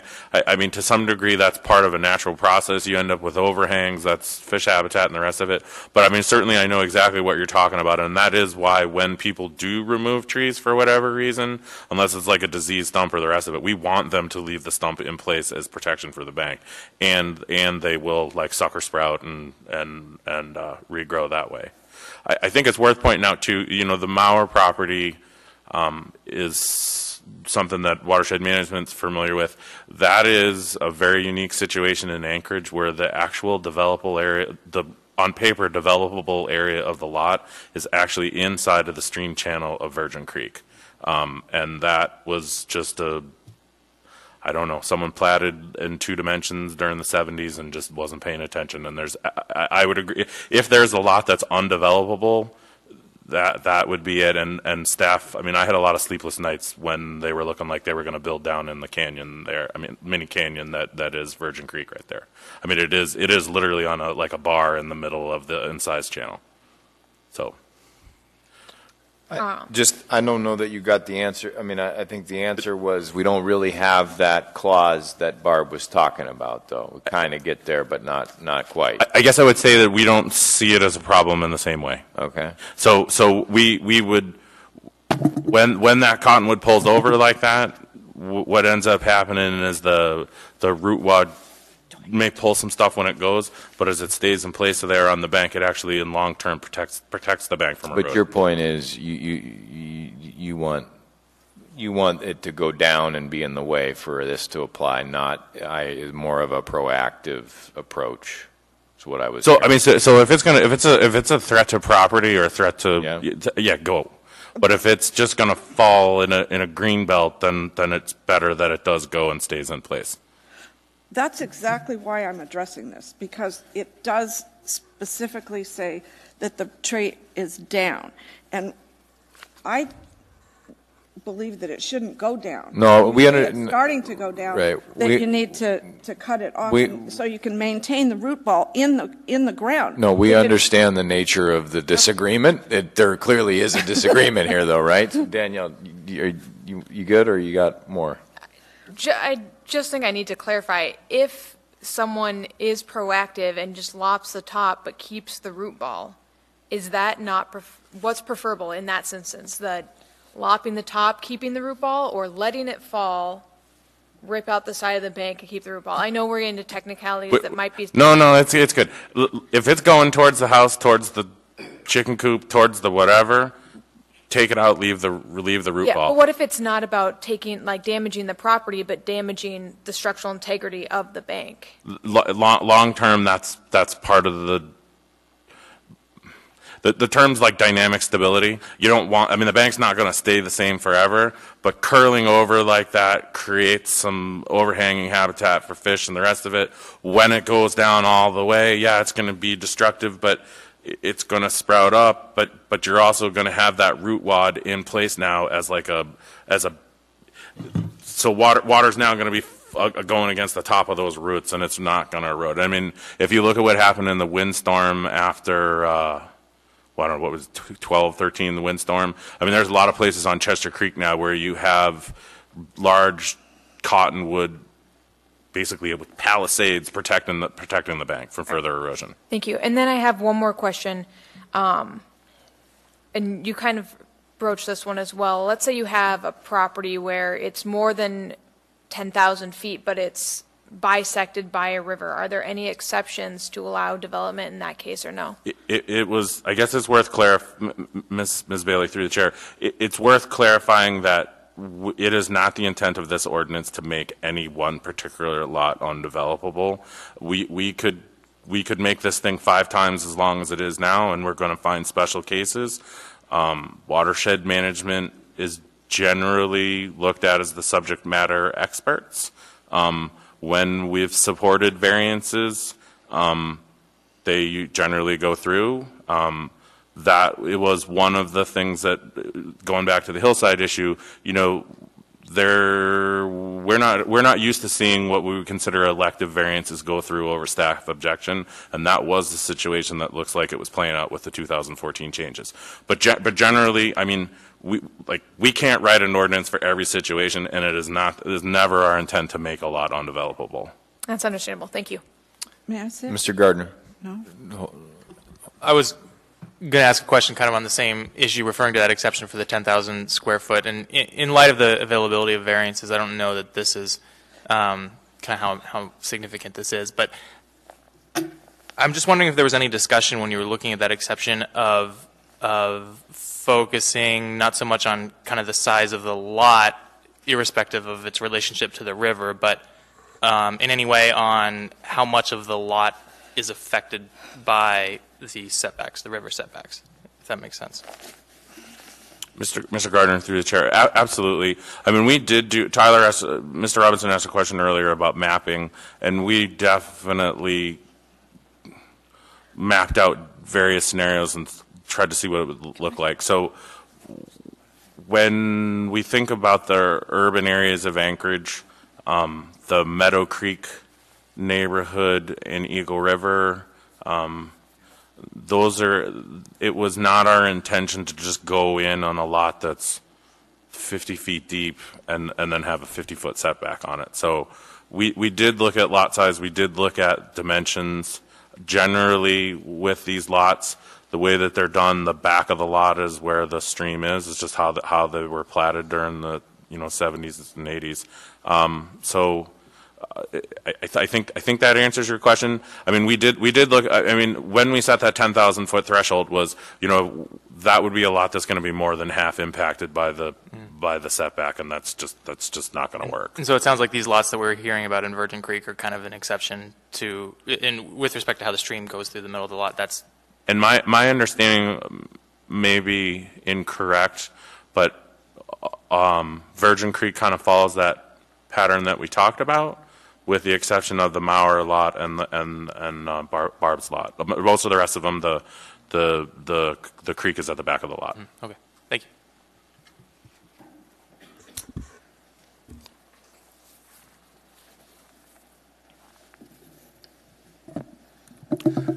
Good evening. My name is Chris Demain. That's spelled D-E-M-A-I-N. I'm here representing my parents, specifically my father, Jeff Demain, who's not able to be here tonight. They have a piece of commercial property in Girdwood along California Creek that has already been approved. Their use plan is, no development has started yet. Just very quickly, I've got actually the print here. Like I said, the use has already been approved. I don't know if you can see this. The red line here represents the change in the setback. So if he were to make any changes in this plan, he would lose a significant portion of that property and the use of it. So I'd like to see something somewhere that says that if they make any changes to an already approved plan, provided it's not scrap the whole thing and start over from scratch, obviously, but if he's already got an approved use plan and he makes a change, he doesn't lose this massive chunk of his property here. Additionally, California Creek, especially in that area, is not, like a riparian zone. It's a deep gravel creek. So I agree with the Girdwood Board of Supervisors' recommendation that the setback be 50 feet for California Creek upstream of the bridge. Thank you. So when is the I mean, you said the permit is in, is that right? Yes, sir. So the kind of the idea behind the whole plan started in 2006, okay. and developed over the next couple of years, but because of the economic downturn, the idea was shelved, and they didn't want to have a several $1 million loan at during the recession. Mm-hmm. Now that the economy is stabilized, they're moving forward, and we want to make sure that we're not going to endanger the project with something that 10 years ago wasn't an issue for them. Do you have a determination from the city as to how they would treat it if this ordinance were to go through? I'm sorry. I mean, have you talked to Watershed Management and said, if this were to go through and we went forward, how would you review this? You had that conversation? I'm afraid I can't speak to that. I'm here, like I said, representing my father's interests, so I'm not part of those meetings. Okay. Jared, are you still in the queue, or is that from before? Okay, Jeff, go ahead. Mr. Robinson, I just thought I would clarify our understanding, and we were kind of having a little side chat about it. This property has an approved conditional use, and we see that this would be under, actually this property, talking with Mr. Potter, thinking about other folks that do master planning, decades out. I mean, this was one of the examples we thought of in terms of broadening that definition of legally enforceable. So if the suggestions that we've made don't cover this, then we need to go back to the drawing board, because we were specifically thinking about this as an example of a project. I think if I heard the testimony correct, it was just having some flexibility for some change. Is that really the purpose of your testimony, or? Essentially, sir, I just wanted to share, to give the testimony, first of all, but also to make certain that now that it's a decade out, if, for example, whatever retail shop was going to go in isn't going to go in and they need to make some changes to the plan, is that going to change the conditional use, and is that going to have to get re-permitted, and is that going to lose them a significant chunk of the development plan? So I wanted to make sure that those interests were protected without being locked into a now decade-old plan. Yeah, I mean, short of getting into and maybe Brian can bail me out, but we don't want to. We're not the zoning board of examiners granting you a variance here tonight. That's not our purpose, right? So we want to be able to understand the issue generally, and then probably tell you that you need to go in and sit down with these folks and figure out what leeway you have or not. Brian, you got? Actually, the question I had was what is the change in setback in your area? Is that from 25 to 50 or 100? It's 25 to 100, which I agree with Girdwood Board of Supervisors is inappropriate and should probably be 50. Okay. Yeah, I was trying to clarify that. Okay. Thank you for your testimony. Thank you, sir. Getting a high five there. That's a good job.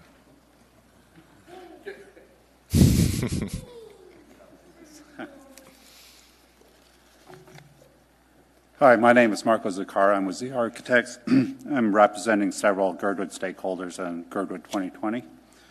We, in general, do support the intent proposed in the ordinance with the following modifications, and I do want to thank Jeff Urbanis and staff for coming down and meeting with us several times through several fairly intense working sessions.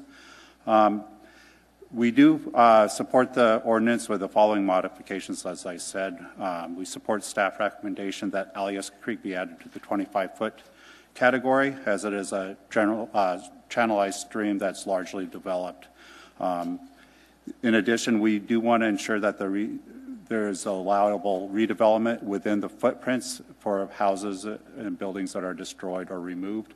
Most of the properties along Alyeska Creek are quite old, and their main value is in redevelopment, removal and redevelopment. So there's some language proposed by staff that you can redevelop in the same footprint within the setback, and we support that.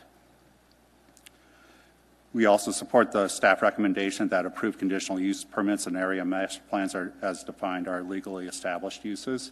I have worked on Glacier City Center, which is Jeff DeMain's property. It is 10 years out since we've got the conditional use permit, and we have reopened that project as economic conditions in Girdwood are quite favorable right now and moving forward, but we're not sure about the exact mix that the conditional use permit allowed, and we'd like to be able to revisit, some of our basic planning without automatically losing going to the 100-foot setback that's proposed on California Creek. So we do propose that the California Creek upstream of Alyeska Highway be at the 50-foot category, and this is in accordance with the Girdwood Board of Supervisors Resolution 18-2. California Creek upstream of Alyeska Bridge is a very different creek from California Creek downstream of the bridge. Downstream of the bridge, it spreads out, has large ecological riparian zones. There's beaver dams, all kinds of things that do warrant larger protections. Upstream of the bridge, it's a smaller creek. It's incised. It has levees on it. It's up against the bank. And we don't feel like the 100-foot setbacks at that section are warranted. I think they're excessive. 50-foot is probably warranted. There's already 25-foot buffers on both sides of the creek, and that with your 25-foot rear yard setback pretty much nicely in lines with a 50-foot setback without encumbering property owners and potential development. In addition, we do request that the platted lots on Virgin Creek be left at the 25-foot setback per GBOS Resolution 18-2. I don't live on Virgin Creek, but I have lived across the street for about 30 years. I've not seen significant flood events on Virgin Creek. I've certainly never seen anybody kayaking in it. It's in this location, it's fairly well incised. The lots are difficult to develop. You need to wrap up on this one. Yeah. I think we've heard about this one, but so anyway, I think that the testimony about Virgin Creek is very appropriate, and I think that for the limited portion that's platted, a 25-foot setback is appropriate. just the portion that's platted. Right, and it's less than 1/8 of a mile in length. Thank you. Brian, are you in there, or is that from before? Great. Thank you for your testimony. Yep. Anyone else wishing to testify? Who's up? Okay. You're going to have to wait for Diane likes to go last, so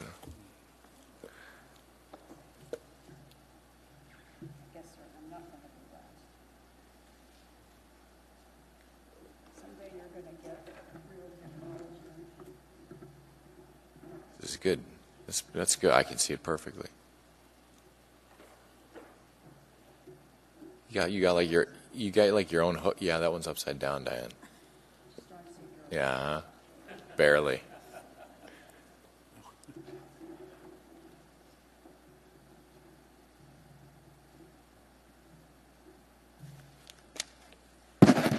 I'm Diane Holmes. For 8 years, the Hillside District Plan's policy for 50-foot setbacks has been in effect, with Title 21 echoing a little later. I, 5 councils, and several professionals request keeping the current setbacks for the HDP, which, by the way, does have 10-foot drainage setbacks, to answer an earlier question. You are aware that Title 21 implements but does not make policy. However, that is what is being proposed, but without the required HDP amendment. This AO would reduce hillside stream protection from the current 50 feet to 37.5 due to the many allowed uses in the riparian zone, the way I calculate it. How can golf courses, ball fields, lawns, all with impervious surfaces. Decks, sheds, utilities parallel to streams give more protection than the current code does. Plats in the last 8 years had 50-foot setbacks. A few variances have been requested since then. Most hillside lots can accommodate 50 feet. How confusing it'll be for different setbacks between or within subdivisions, or when a smaller stream becomes a larger one on the same property. Keep it simple. Smaller setbacks for unnamed streams have implications too. Such streams are significant to hillside watersheds. 60% of the South Putter Marsh's water comes from Little Survival Creek, and it wasn't named until maybe the 80s. However, I believe the lower hillside 10,000 square foot lots should have 25-foot setbacks. Page 9 states that residents were told if they had social or political arguments for keeping the current setbacks, we should comment. Well, we did. Of course, all policy is political. And I'll show you in these pictures what social behavior can do. Here is a recent clear cutting to the Rabbit Creek's banks. In fact, all of this area, vegetation has been removed totally.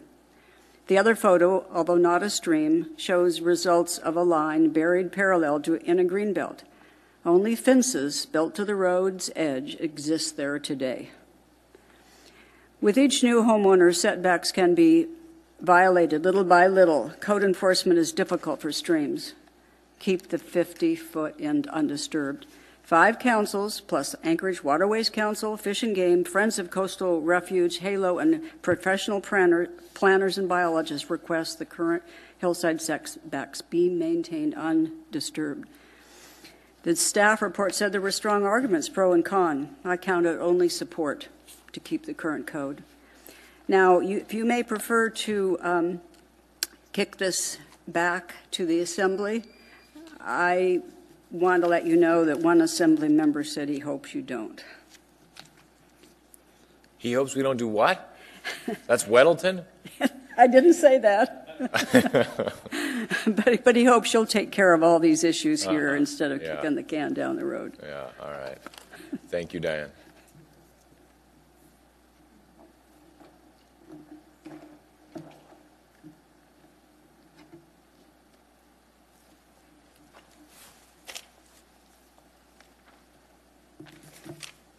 Good evening. My name is William Marsh, M-A-R-S-H, and I'll keep it brief. I came up here first. I was very concerned about Section 6, which obviously precluded rebuilding any structure that had been destroyed within the 25-foot setback, said it wasn't going to be allowed. I take it that language is going to be added to correct that. It would seem impossible to get insurance coverage for a new location for your building. Section 5, by the way, for full disclosure, I happen to own part of Fish Creek. It significantly bisects my property, so I have the joy of knowing firsthand what it's like to have this stream bed and these setbacks and other people telling you what you can and cannot do on your property. I think I'm a bit of a minority, because everybody talks about what we need to do. Very few homeowners are here trying to explain what it's like to go through this. But really, one of my biggest questions is apparently under the new code for maintenance of my property, I'm required to maintain this, but I'm not allowed to personally remove invasive species. I can't go out and remove a Mayday tree without replacing it, perhaps with a Mayday tree. We still sell them. I can't arbitrarily remove the old growth cottonwood that pose a danger to my structures until they become a real danger to my structures. I consider a large 2 or 3 foot diameter cottonwood on its way to catastrophe. It almost always is. And finally, part of this code was supposed to add protections for the homeowners. Very little, or property owners, discussion has been made about that. There's a few examples cited, and I think the only way forward for this group is to retain broad abilities to grant variances on a case-by-case basis. I think you owe it to the property owners that aren't here speaking on their own behalf. This is really tough, and I know firsthand what it's like to have the city show up and tell you that you have structures that are non-conforming and that they have to come down. This happened to me 2 days after I closed on my property. The process of proving up unpermitted structures that go back to the 50s and 60s to the satisfaction of the Planning and Zoning Board to grant a variance is onerous, especially if you're not familiar with the system. And there's going to be a lot of people caught as we change this ruling in this Title 21, trying to prove their house, their shed, their deck, their fence predated this code. That's all. Thank you. I think Jeff has a response. Mr. Urbanis. I just wanted to point out, and I'm trying to find the actual code section. Under the existing code and the code before that, and I believe they're pretty similar in terms of vegetation removal, there really weren't any allowances. So what is here is quite a bit more. I mean, you couldn't. I mean, short of it about to fall on your house, I think you still had to go get an arborist to say that the tree was going to fall over. So I guess I would say that what we have here is a lot more permissive than what was there. And in terms of Mayday trees, I mean, this has come up a lot in West Valley of the Moon Park.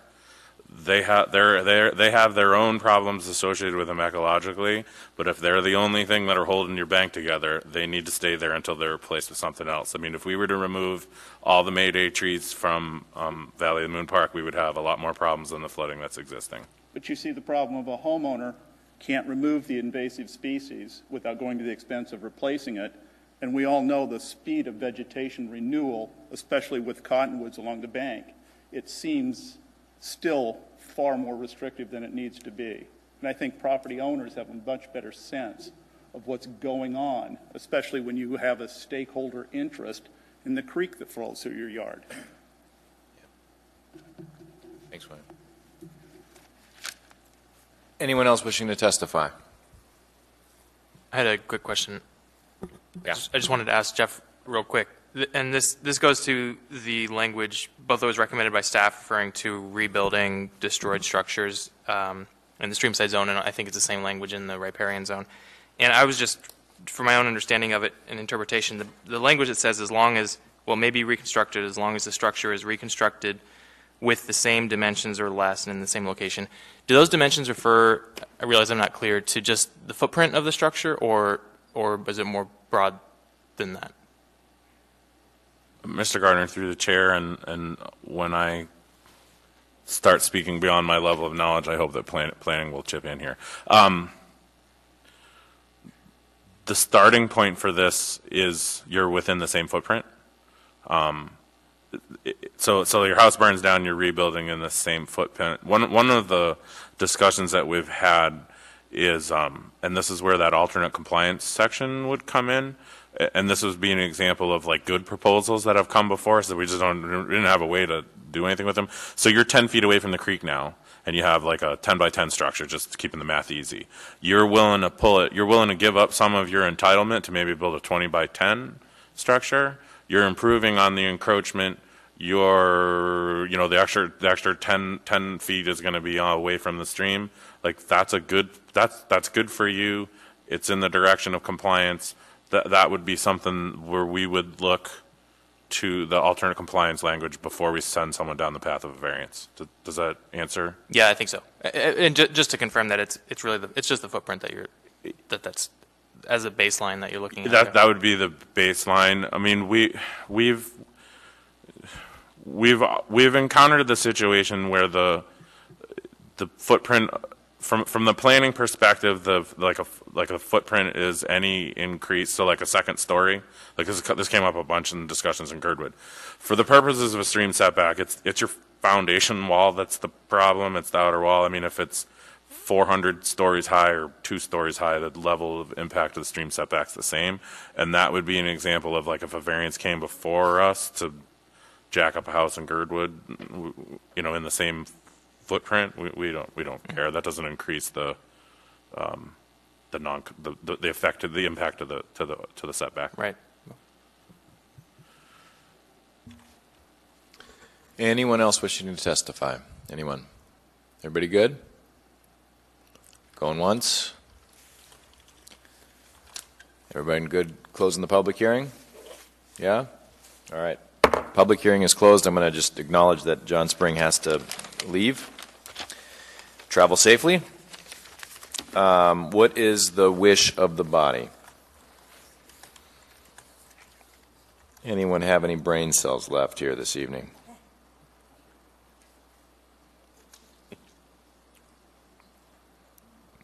And questions are okay of staff.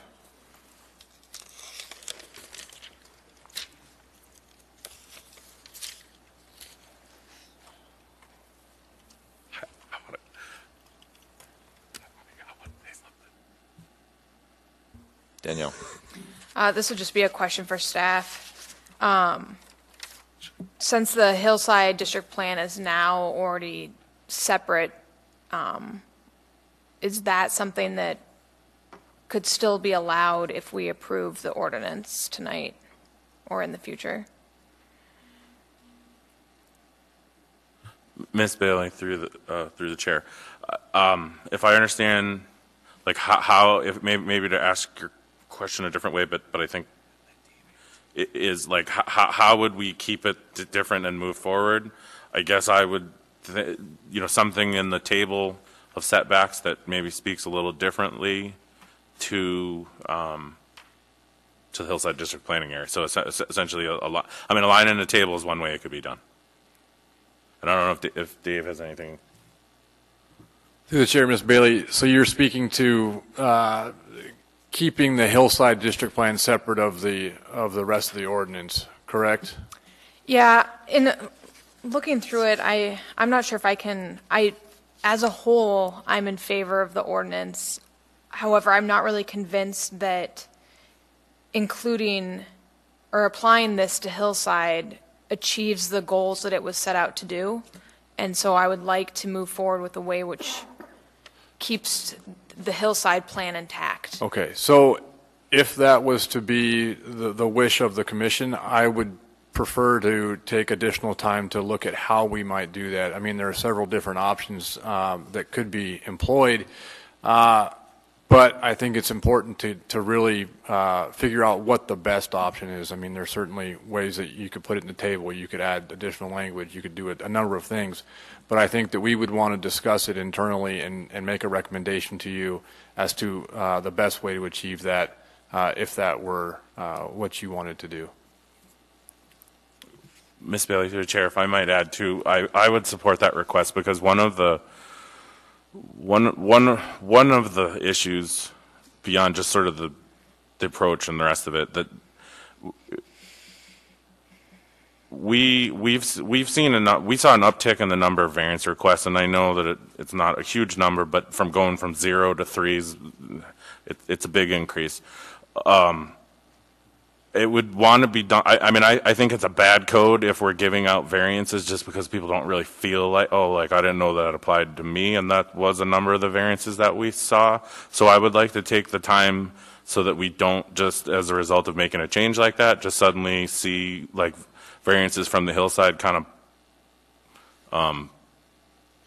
I don't want because if we're giving out variances, then you kind of get to the thing where code's optional and it's we're just not doing anything. So I would second the voice to take the time to figure out something that's going to work because I guess also too, 50 foot on the hillside as a stream side zone is a lot different than 50 foot on the hillside everywhere with a 25 and 25. And I suspect as many people that were in here talking about 50 foot on this hillside, you may even amongst those folks see a difference between that distinction. Thank you. Mr. Looney. Yeah, we heard quite a bit of testimony today. This is a very complicated topic. We heard people who wanted to be more and other people who wanted to be less of a setback. And it's, and I think the overall goal, I definitely appreciate that one of the goals is to that not one size fits all. I think that's the terminology you had in your summary, and make it science-based. The setback based on the type of stream it is, but also recognize the environmental impact that or significance that the setback can make. Regarding the Hillside District Plan, it's the Friends of the Anchorage Coastal Wildlife Refuge in their documentation, they were supportive of the whole topic, but they were urging us to retain the 50-foot setbacks, like quite a few other people who testified here.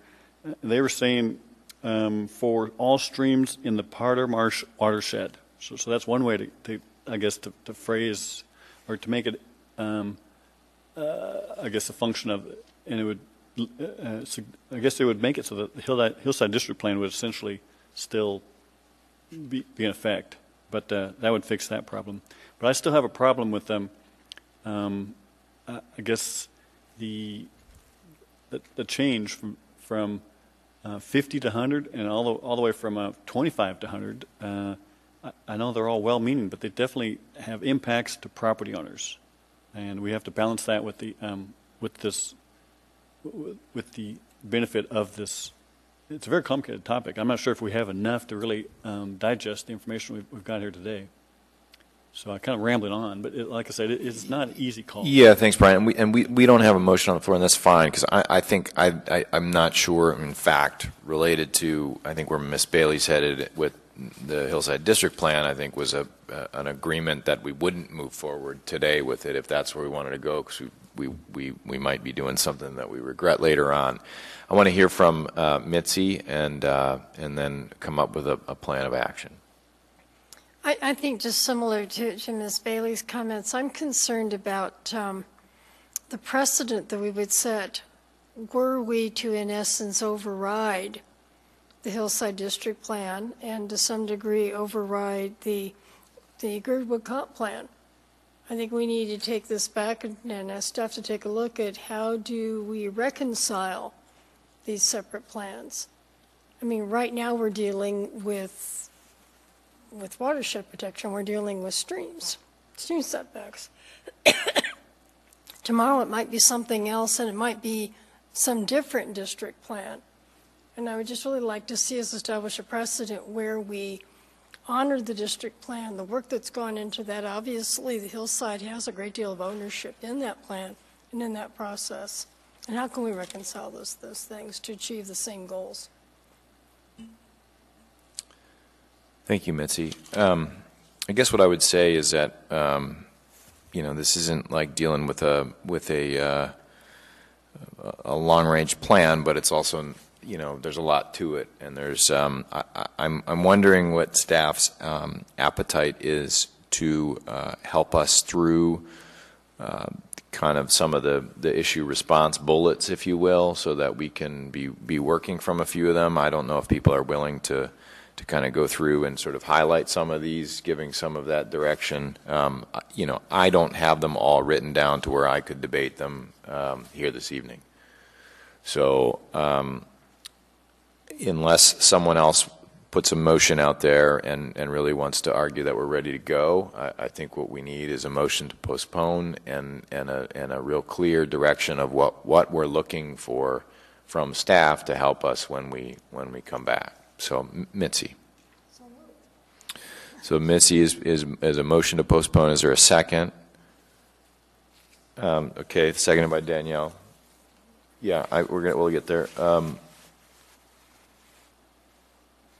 Before we decide if there's a date certain, and that is a question to staff, are there commissioners that have specific, other than the HDP issues, are there specific issues that you need some assistance with, kind of going through a response from any specific testimony you heard? Greg? Or I'm sorry, yep. I got Seth, and then let me go Seth, and then Greg. Yeah, I guess in addition to the Hillside District Plan, there'd be a couple of issues that we heard about in Girdwood. The 10 platted parcels on Virgin Creek came up a few times, so get an understanding of what the actual bank conditions are there, and from a science-based perspective, so that we understand that. And then the California Creek upstream of the bridge, understand what those changes are, and if it's just that one owner that has a concern with that setback, and if they're comfortable with some sort of determination from watershed management to maintain their current use. Thanks, Seth. Danielle? Yeah, and I think another thing is that while we are getting into specific parcels, when you're doing something like this, there's always going to be one or two that are going to be an issue, and I understand that we can. I don't expect you guys to solve them all, so I just want you to know that that's not an expectation that I personally have. However, looking at more global issues, one thing I might be interested in is we talked a little bit about larger greenway developments, and I don't know if this goes beyond the scope of what we're talking about, but if there is a possibility of going into how you can develop along a river so it doesn't negatively impact the river as far as in a greenbelt manner. I know there's talk of just unpaved trails or boardwalks, or I would be interested if there are things like that. I also understand if that's going beyond the scope of what we're talking about today, but I do think community members would be interested in that. Also, I think I would be hesitant to go too far away. I know that some people are saying that maybe 100 feet is too far for some of these creeks. However, I think you guys did look at a lot of those and had very good reasons for expanding them, and I don't want us to go too far back the other way. I think the way the ordinance currently reads as far as protecting someone if they've already built does a good job for the majority of the cases. And so I don't want us to eliminate these setbacks that are needed to protect our water just because we're worried about that down the road there could be someone that could have a problem, because that's what the variance is for. And so I think those are my main global issues that I have. Thanks, Danielle. I also heard a couple of issues that were Girdwood examples, but had to do with approved area plans or conditional use permits, but this notion that there may be some minor changes to those, and what that means, how that would be, sort of interpreted, or whether there's enough inherent. Is it really a kind of all or nothing at this point, or is there language that allows some limited flexibility? I'm not sure I totally understood Mr. Potter's issue with the wetland and the separating out the parcel and kind of where that leads us, but I know you do, so if you could help us understand what the issue is, and if this isn't the right place to deal with it, I'm fine. I just want to kind of capture that we heard that issue. Maybe that's just my sleep deprivation that's preventing me from understanding that one. So with that, and then there were some text amendments. Nancy Pease had some that seemed like fairly minor text amendments. Some of them that we could address and just quickly move on. But I'd like to know what your thoughts are on those. So with that, it's typical for us on sort of more complicated items to get an issue response table of some kind. It doesn't need to be voluminous stuff. It's kind of like, here's the summarized issue. You don't agree or you do agree, and here's why, but it allows us to kind of move through sequentially rather than off the cuff. And if there is a date certain, we'd like to say that right now. Otherwise, we just postpone, and what, David, the public hearing is closed, but is a preference always to hit a specific meeting, I think. But go ahead, Jeff. Yeah, if at all possible, we'd like to hit a specific meeting. I don't know how detailed these questions or responses are going to be, so I don't know how long it's going to take for us to get back to you. Let's maybe postpone for a period of a month. Does that work? Yeah, I mean, and again, I don't know the timeline that you're on either, Jeff. But what else? I was just going to say one of the reasons this is. I'm going to keep it simple. I think it's in everybody's best interest if this is adopted before a building season. So that would be my, sort of guessing what an assembly process would be, the rest of it. Well, we're probably already missing that. So I don't know. That's one. And I guess just in terms of irons that Watershed Management has in the fire, I would greatly appreciate just not next meeting, because we have an annual report due to DEC before then. Well, with that, what I would tell you is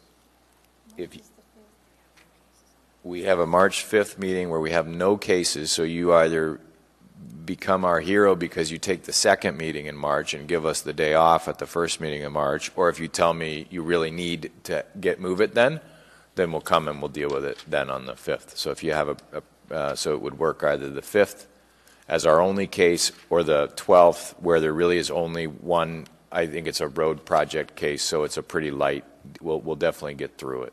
Why don't we just take the second meeting of the month and give you the day off? Thank you.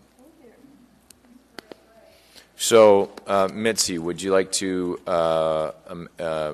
amend that motion to postpone to specify March the 12th? Does that work for you? Yes, we'll postpone to time certain to take the matter up again on March 12th. Thank you, Ms. Barker, and seconded by Ms. Bailey. And as a reminder, the public hearing is closed, but we'll deliberate and send our recommendation on to the Assembly. Staff will have a packet in advance of that will go to us, so you'll see the packet that we're looking at. Any objection to that motion to postpone? Hearing none, the case is postponed till March the 12th. Can I get a motion to adjourn, please?